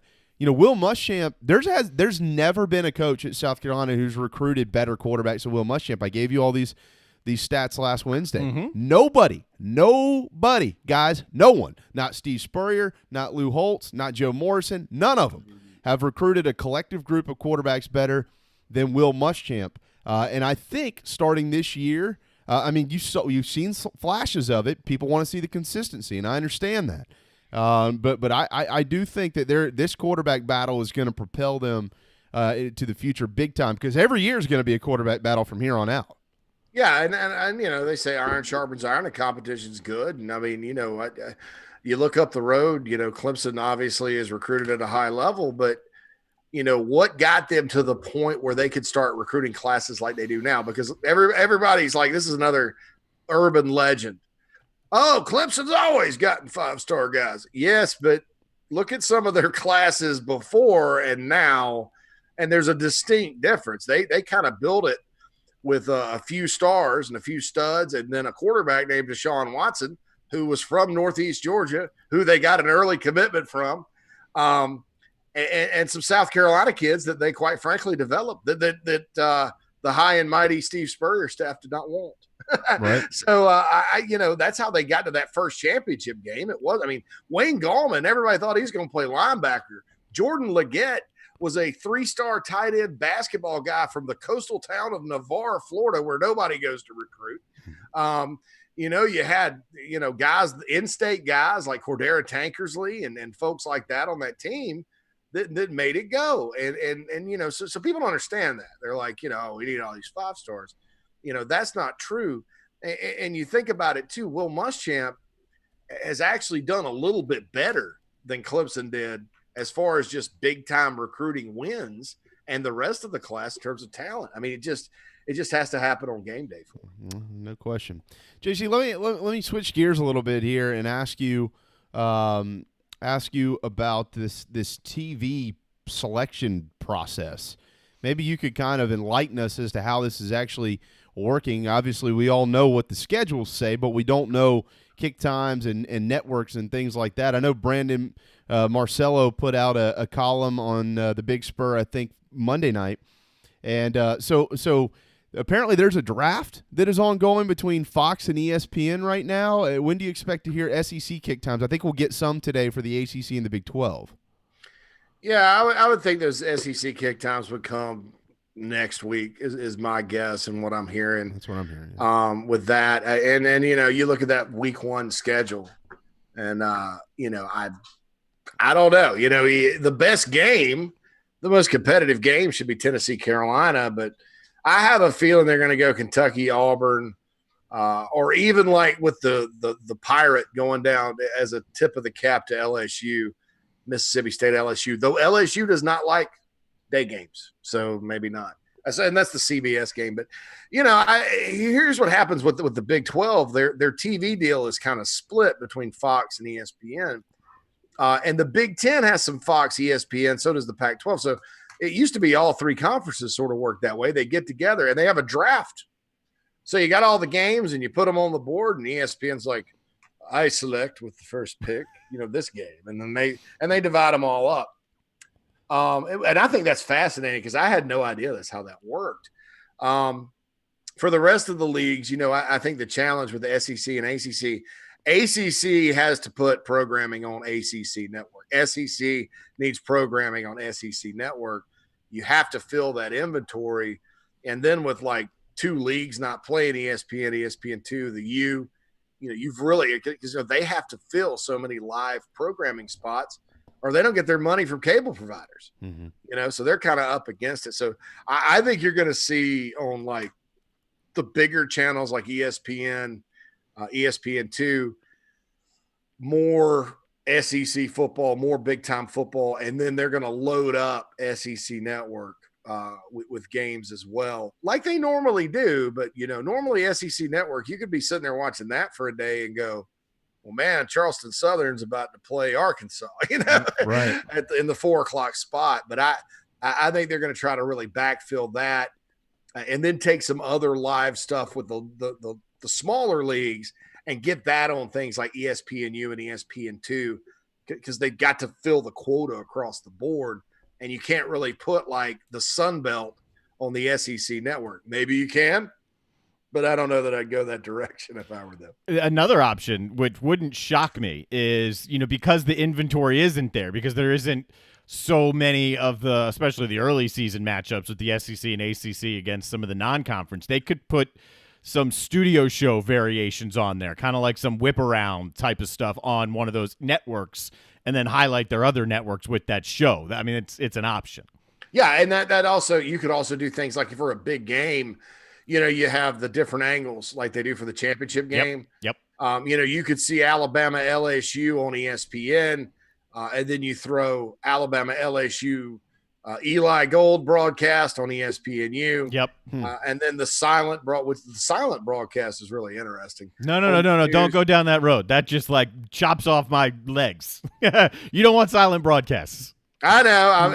And I'm pulling for you, Darren. And I think and I'm looking forward to hearing some Darren Goldwater on, some spring FCS football, some HBCU, some Ivy League, some SoCon.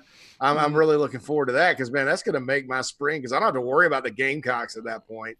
I can just sit back and pop a cold one and watch some ball. And I'll adopt a team like I adopted the White Sox. Oh, okay. Well, it's working out for you because they threw a no-no last night. I don't want to jinx it, but yeah. I turned it over for the last 6 outs, and that dude did pretty well. Yeah, that's what happens when you throw a no-hitter. You do pretty well. That's what happens when you take guys from the Nationals. They perform. Oh, yeah. Well, there you go. The Viva les Expos. Do you earlier this week, JC, has been kind of weird with college football. The AP releasing a top 25 with teams not playing, which look, I'm not like hardcore against that because I think it's okay to acknowledge who you think are preseason top 25 teams, even though they're not participating. But maybe also release the top 25 of the teams that only are participating. That would be nice. And then you had this All-American team that listed players also who aren't playing. But I think they should also release a list of guys that actually are playing. I mean, isn't that? Yeah, the All-American. I mean, and I get it. So I've been in some of these type of meetings before. They're like, "What do we do?" And they try to be fair and all that. And I would have released 2 polls. And the All-American, it's a preseason All-American team. I guess if you kind of think about it, it's in the preseason, so really technically nobody's played yet. Don't think for a minute there wasn't a school of thought there that, we don't want to punish the Big Ten for doing the right thing. And of course, that's just a big assumption that they're doing the right thing. And that gets into a whole different angle. I don't mind it so much, as long as they don't do it at the end, and they did say that after everybody plays, they're going to be dropping everybody that, all the Pac-12 Big Ten teams out.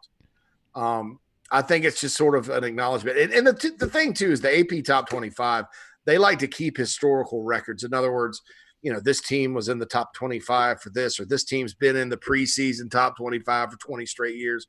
And so you sort of preserve that, even though they're not playing, that, they've been preseason ranked top 5 for 38 years. And then, down the road when Ohio State has a bad team with low expectations, which I don't know when that's going to happen, they're going to say this is the first time in 28 years since the Buckeyes haven't been in the preseason top 25, and then so you have those little data points. So I don't mind it as much.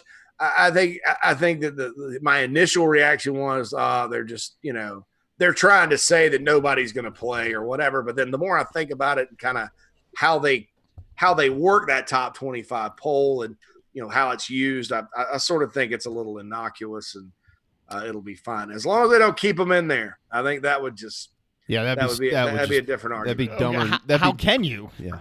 That'd be dumber than dirt, boys. That'd be dumber than the donkey shark or some of these fans you see on message boards. All right, so look, last 5 or 6 minutes here, and then we got to let you run.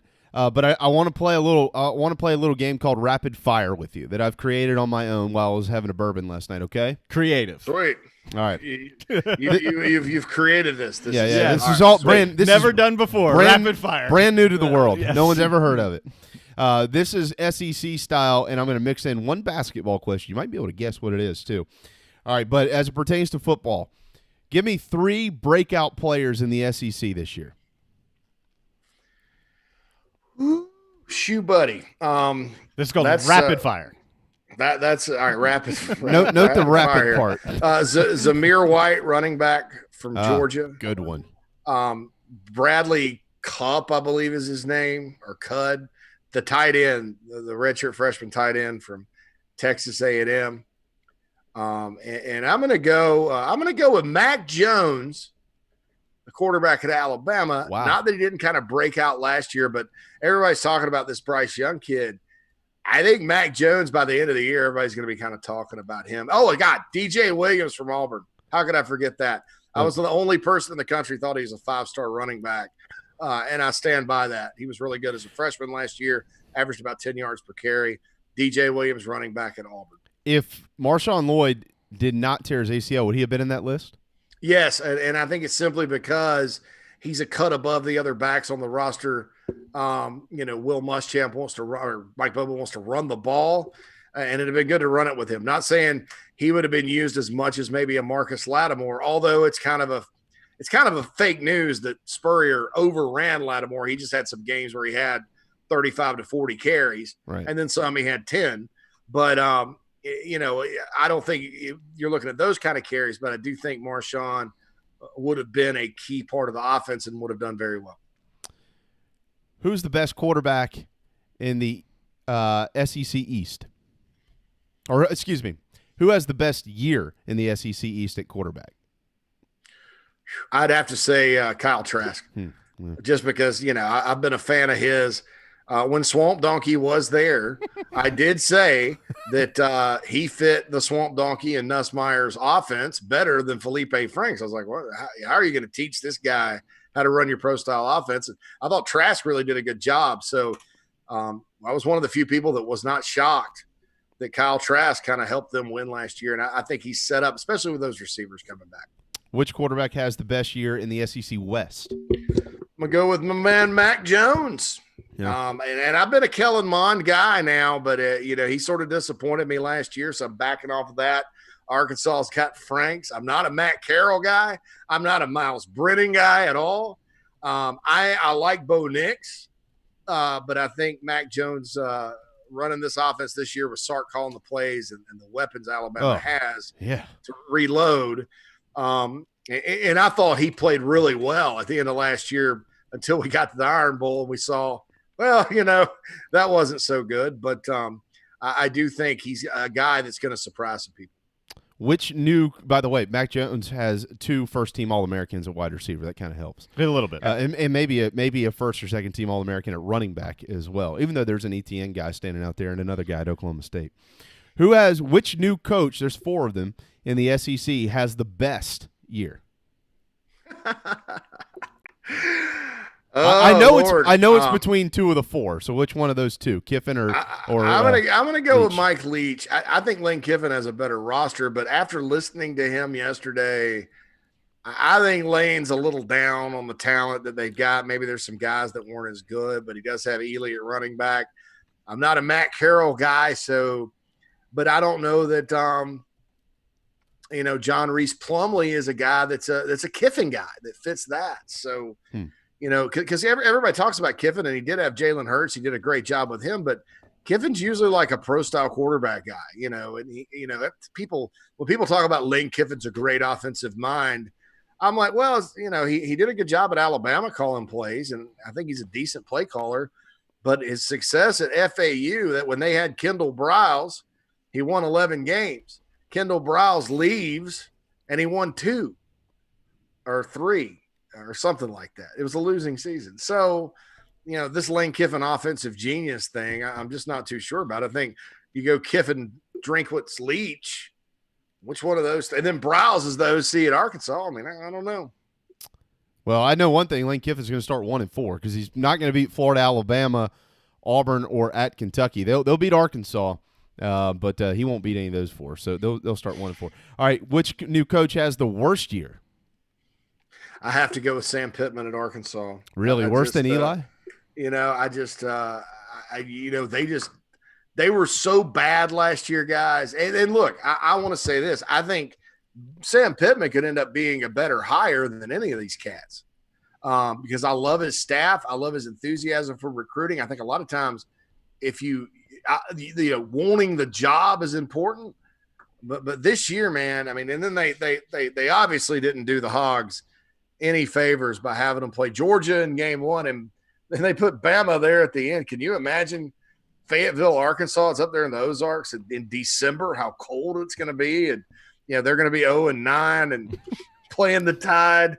I mean, that's just going to be a tough one, really tough one right there. All right, and finally. Does Will Wade make it to basketball season? I sure hope the hell heck not. I just that guy, when South Carolina had a little issue with a former assistant and they said they were opening an investigation or whatever. South Carolina did nothing wrong. And then some people were like, Frank's getting fired. Oh, he's in trouble now. And I retweeted. I was like, reminder that Will Wade is still employed by Louisiana State University. So I don't think he makes it, nor do I think he should. I think honestly, he's signed some good players. He's got some good players coming back. I think they need to stop that because I think that when you have this much evidence against a guy, the league needs to step in and say, no, you're not going and competing in the SEC this year with these players because you may have bought one of them or 2 of them or 3 of them or all of them. Or 11 of them. And so, look, and I'll tell you the interesting thing, and I've said this from the beginning. Will LSU, stand its ground and fight for basketball at the expense of football? And if you notice in that article, they cut a deal with the NCAA, and the little NCAA investigator guy's like, it's not fair. There's issues with football too. There's systemic. Well, no crap, Sherlock. But LSU's lawyers are like, we're very pleased at this, and we could send this on to the independent investigations because we agree that the football investigation's over. In other words, Will Wade, you're on your own now, and we're not going to sacrifice our national championship winning football program for you. And if you think about it, that's the history of LSU basketball. LSU, if you notice, every 10 years or so, they'll go to a Final Four.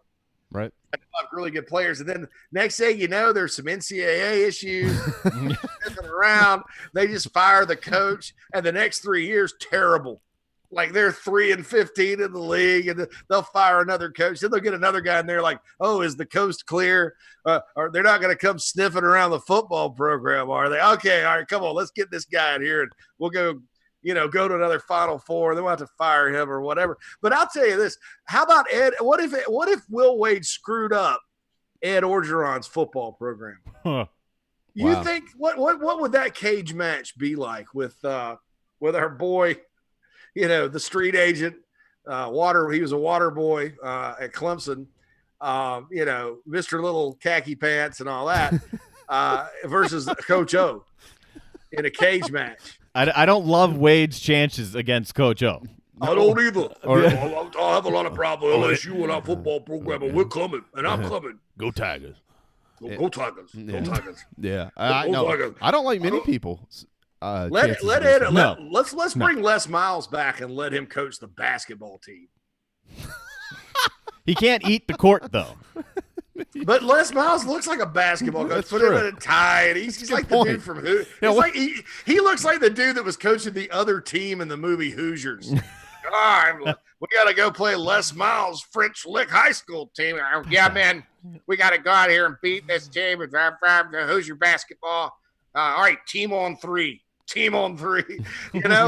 think they should do that. It's not going to matter anyway because the next guy that comes in there is going to be like squeaky clean, like the guy they got from Stanford. He couldn't win. He's going to go 8-21. They're going to be like, we probably need to make a change down here and all that. So my dog does not like that talk. He's a big LSU. He said I heard rapid. Yeah, he's a big LSU basketball fan. Oh, I'm sorry. I forgot this was rapid. No, it's okay. There was nothing rapid about it. It was funny, though. It was funny. It was good stuff. But Darren made a good point there. Point of the day. You can't eat the court. How's he going to coach basketball? He could coach baseball. He could eat the dirt. Sure. Yeah. Well, if you want. Yeah. JC, we'll leave it on a good note here. We are exactly a month away from kickoff in the SEC. So looking forward to that. Fired up about that, fellas. It was a great episode as always, and I will talk to you guys next week. And go White Sox. Another no-no coming your way tonight. I hope so, guys. Got to chase those Twins down. Yeah. And those, and Darren, good luck to your Montreal Expos moving forward. We could use Giolito back if you want to rent them. Yeah, no doubt. All right, see you guys. There you go. Thank you, JC. JC Sherbert in Chicago, Illinois. Time for our final timeout. And we'll be right back on the JB and Goldwater Show. This is Mike Mazzell for Stokes Volkswagen on Ashley Phosphate Road with exciting news. Every 2020 Tiguan S, our best-selling third-row SUV, is $3,500 off plus 0 APR for 72 months. But wait, there's more. With $299 down, you can own the Tiguan S for just $299 per month for 72 months at 0% APR. Not just one at this price, over 22 Tiguans to choose from. All $3,500 off plus 0 APR for 72 months and $299 down, $299 per month. Best of all, at Stokes Volkswagen, we are so desperate for used cars that we'll take any trade in any condition, running or not. We need your trade more, so we'll flat out give you more. And don't worry about your credit. Our lenders are more lenient than ever. So if you're interested in saving $3,500 on a new Volkswagen Tiguan S and owning it for $299 down, $299 per month, come see us today at Stokes Volkswagen on Ashley Phosphate or StokesVW.com. Peace and love at Stokes VW.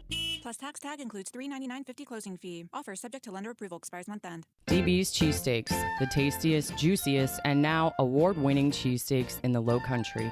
DB's Cheesesteaks delivers, and not just in quality. Download DoorDash, Uber Eats, or your delivery app of choice and have it dropped off at your doorstep.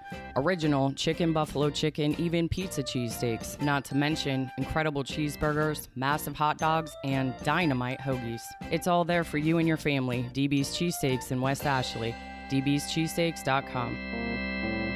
Hey guys, it's Darren, just here to tell you about our good friends over at Dog and Duck. They've got 3 locations, one in Bell Hall, one in Park West, and one, the new one, out on Clements Ferry. I can tell you from personal experience, it's the only restaurant in town that I've been to since this whole place has reopened. Everything is socially distant, very comfortable, and to top it all off, great selection of rotating craft beers, food specials every day, family meals. If you don't want to go in, you can order it and have some curbside pickup as well. Dog and Duck, 3 locations, proud partners of the JB and Goldwater Show. This is former Gamecock quarterback Perry Orth, and you're listening to my friends JB and Goldwater.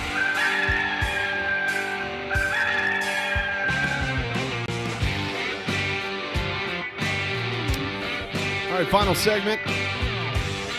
Wednesday afternoon here on the JB and Goldwater Show. Thanks for sticking around. We appreciate it. We are available in podcast form once the show is over, anywhere you get your podcasts out there, like iTunes and Spotify. Go to jbandgoldwatershow.com. You can find it all every day right there. Thank you for listening, and thank you for watching. All right, real quick here in golf. Tomorrow, the BMW Championship will tee off at 12:30. in Olympia Fields, Illinois. And of course, the Olympia Fields Country Club. JT won it last year. Justin Thomas, $9.5 million is the purse this year. Tiger is set to go at 1:14 tomorrow with Bubba Watson and Carlos Ortiz. Now, Tiger Woods is 57th in the FedEx Cup points race because he's only played in 6 events this year. That's right. He did have a victory technically this year, but it was last October at the Zozo, but that does count. And he needs to be among the top 30 after this week to advance to the Tour Championship next week in Atlanta, which would be his 3rd straight week of golf. But he's going to have to finish at least 6, but because there's no cut this week and everybody who finishes is going to receive points, Tiger Woods is probably going to need to finish no worse than 4th in the tournament. So certainly difficult task there for Tiger, but we'll see what Scott Glaze has to say about this tomorrow. But again, he is set to go off at about 1:14 tee times all the way until 2:31 tomorrow afternoon. Not the worst thing in the world for Tiger if he does not make the final cut for that last field. I don't think he's even concerned with it. Well, I mean, he's concerned with the U.S. Open, which Right. is then 2 weeks later. So if he gets 2 weeks off instead of 1 week off, that's not the worst thing for his back. Absolutely, yeah. He wants the Open and he wants the Masters. Yes, those are the two that really are. I mean, $10 million's not bad for winning the FedEx, but yes, the trophies are what he wants now. But he did win the Tour Championship in Atlanta. Remember the return of the Roar? That's right, in 2018. So it's a course that he's certainly done well with. All right, we were scheduled to release the high school football TV schedule, but out of respect for Ashley Ridge and the Swamp Fox family due to the death of one of their football players last night, it was not football related. According to reports, I did reach out this morning and speak briefly with Coach Fiddler and sent a message as well to Randall Tucker, their athletics director.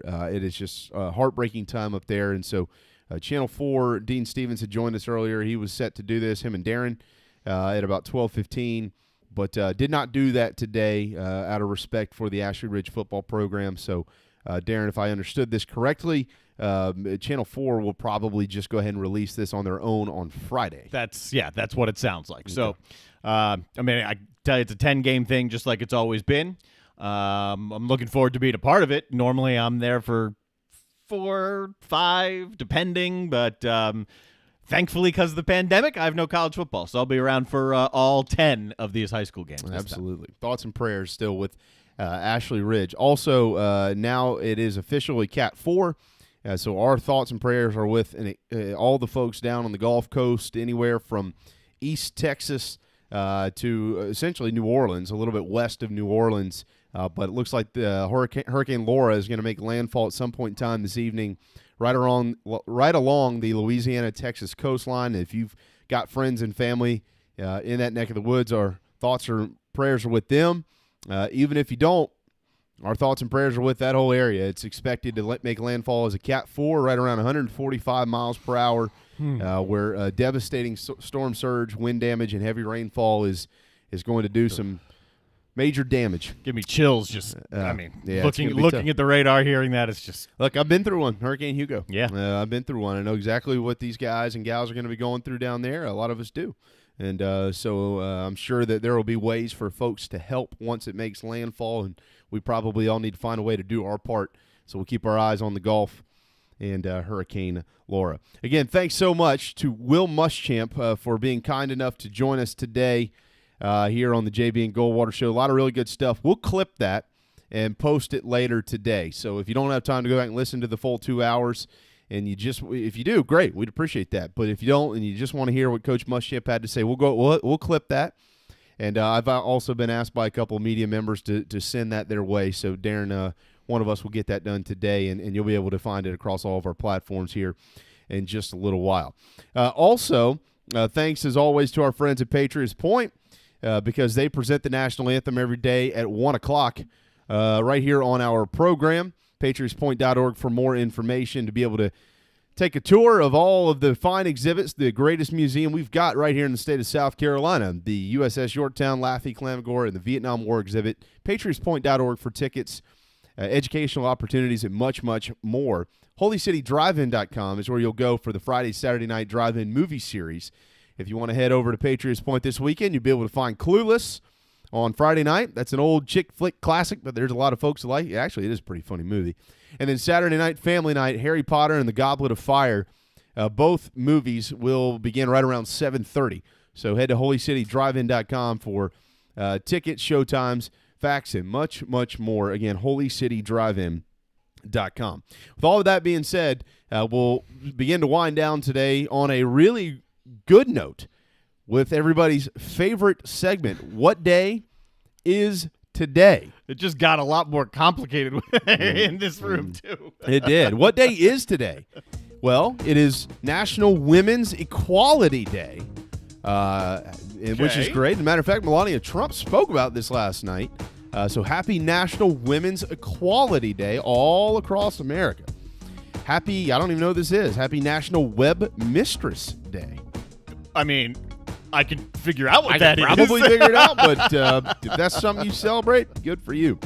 Happy National Cherry Popsicle Day. Yeah. We have cherry popsicles in the freezer right now. Yeah, just like those, what are they, the bomb pops? Yes, That's the one, that the American flag one. Yes. Yeah. But most importantly, happy National and International Dog Day. If you're not a dog lover, man, you got work to do in life. So Darren and I have provided you with what our dogs look like. On the right there, you see JoJo. That's Darren's and his helper, his daughter Grayson. That is their pup, who's currently probably chewing on some cords down there. He's chewing on something that I can't quite get until we're off the air. And on the left, that is actually for my wedding day. My wife and I had Capers, who's on the right, and Deweese on the left. They are our Black Lab German Shepherd mixes. Capers will be 13 in January, and Deweese will be 5 on Christmas Day. I didn't know they were Lab Shepherd mix. Yes, they are. Lab Shepherd mixes. And so Capers and Deweese, of course, named after Capers and Deweese Island here in the Low Country. And so happy National Dog Day to Capers and Deweese and JoJo. That's right. That's JoJo's. And maybe JoJo for National Dog Day can stop chewing on whatever he's chewing on. Yeah. And that would be very nice. So all you fine pups out there, we know we have a lot of dogs that listen to our program, and we love all breeds. Just to let you know, we do not discriminate here on the JB and Goldwater Show. So if you are a lab or a shepherd or a mixture of God knows what with JoJo and a pit bull or whatever you may be, we don't discriminate around here. So we love all pups, and we know all of you dogs are very enthusiastic listeners of Darren and myself, so we appreciate that. I mean, the show's on around the homes. It's on YouTube or Twitter or whatever. Dogs are listening. No doubt. They're hanging out at people's feet. They're listening. We'll keep our eyes today on a potential release for kick times with the ACC and the Big 12, at least through week 1. The SEC probably sometime next week. We hit on this earlier in the show. JC just hit on this as well, but hoping today to get some kick times and TV networks scheduled, which, of course, you Clemson fans, that'd be good. Then you'll know when you and Wake Forest are going to kick at least in week 1. The draft apparently has kind of been ongoing throughout the day, so hopefully we'll have some kind of news on that. Tomorrow, we'll be joined by Corey McCartney, and, of course, we'll get a bunch of baseball in with him. We got Scott Glaze, got golf tomorrow, which is a great day for Scotty out at Stono Ferry. We're going to try to mix in Michael Flint and Locke Swan as well. Get in some Carolina Clemson previews, and who knows what else. Got into a little tiff last night online about the best defensive center fielder in the game right now. Okay. Victor Robles of the Nationals is the answer, statistically speaking. Oh. Jackie Bradley Jr. was getting a lot of push from others. So Yeah. Corey McCartney can weigh in on that. Yeah, I'm a Jackie guy. I'm sure you are. But I'm biased. So. Well, I mean, I'm a Nationals guy. So I'm biased. Yeah, that's true. But that's what we do. We're biased. That's right. Thanks to Dean Stevens, J.C. Sherbert, and head coach Will Muschamp for joining us today on the JB and Goldwater Show, driven by our friends at Stokes Volkswagen. We hope you have a wonderful Wednesday.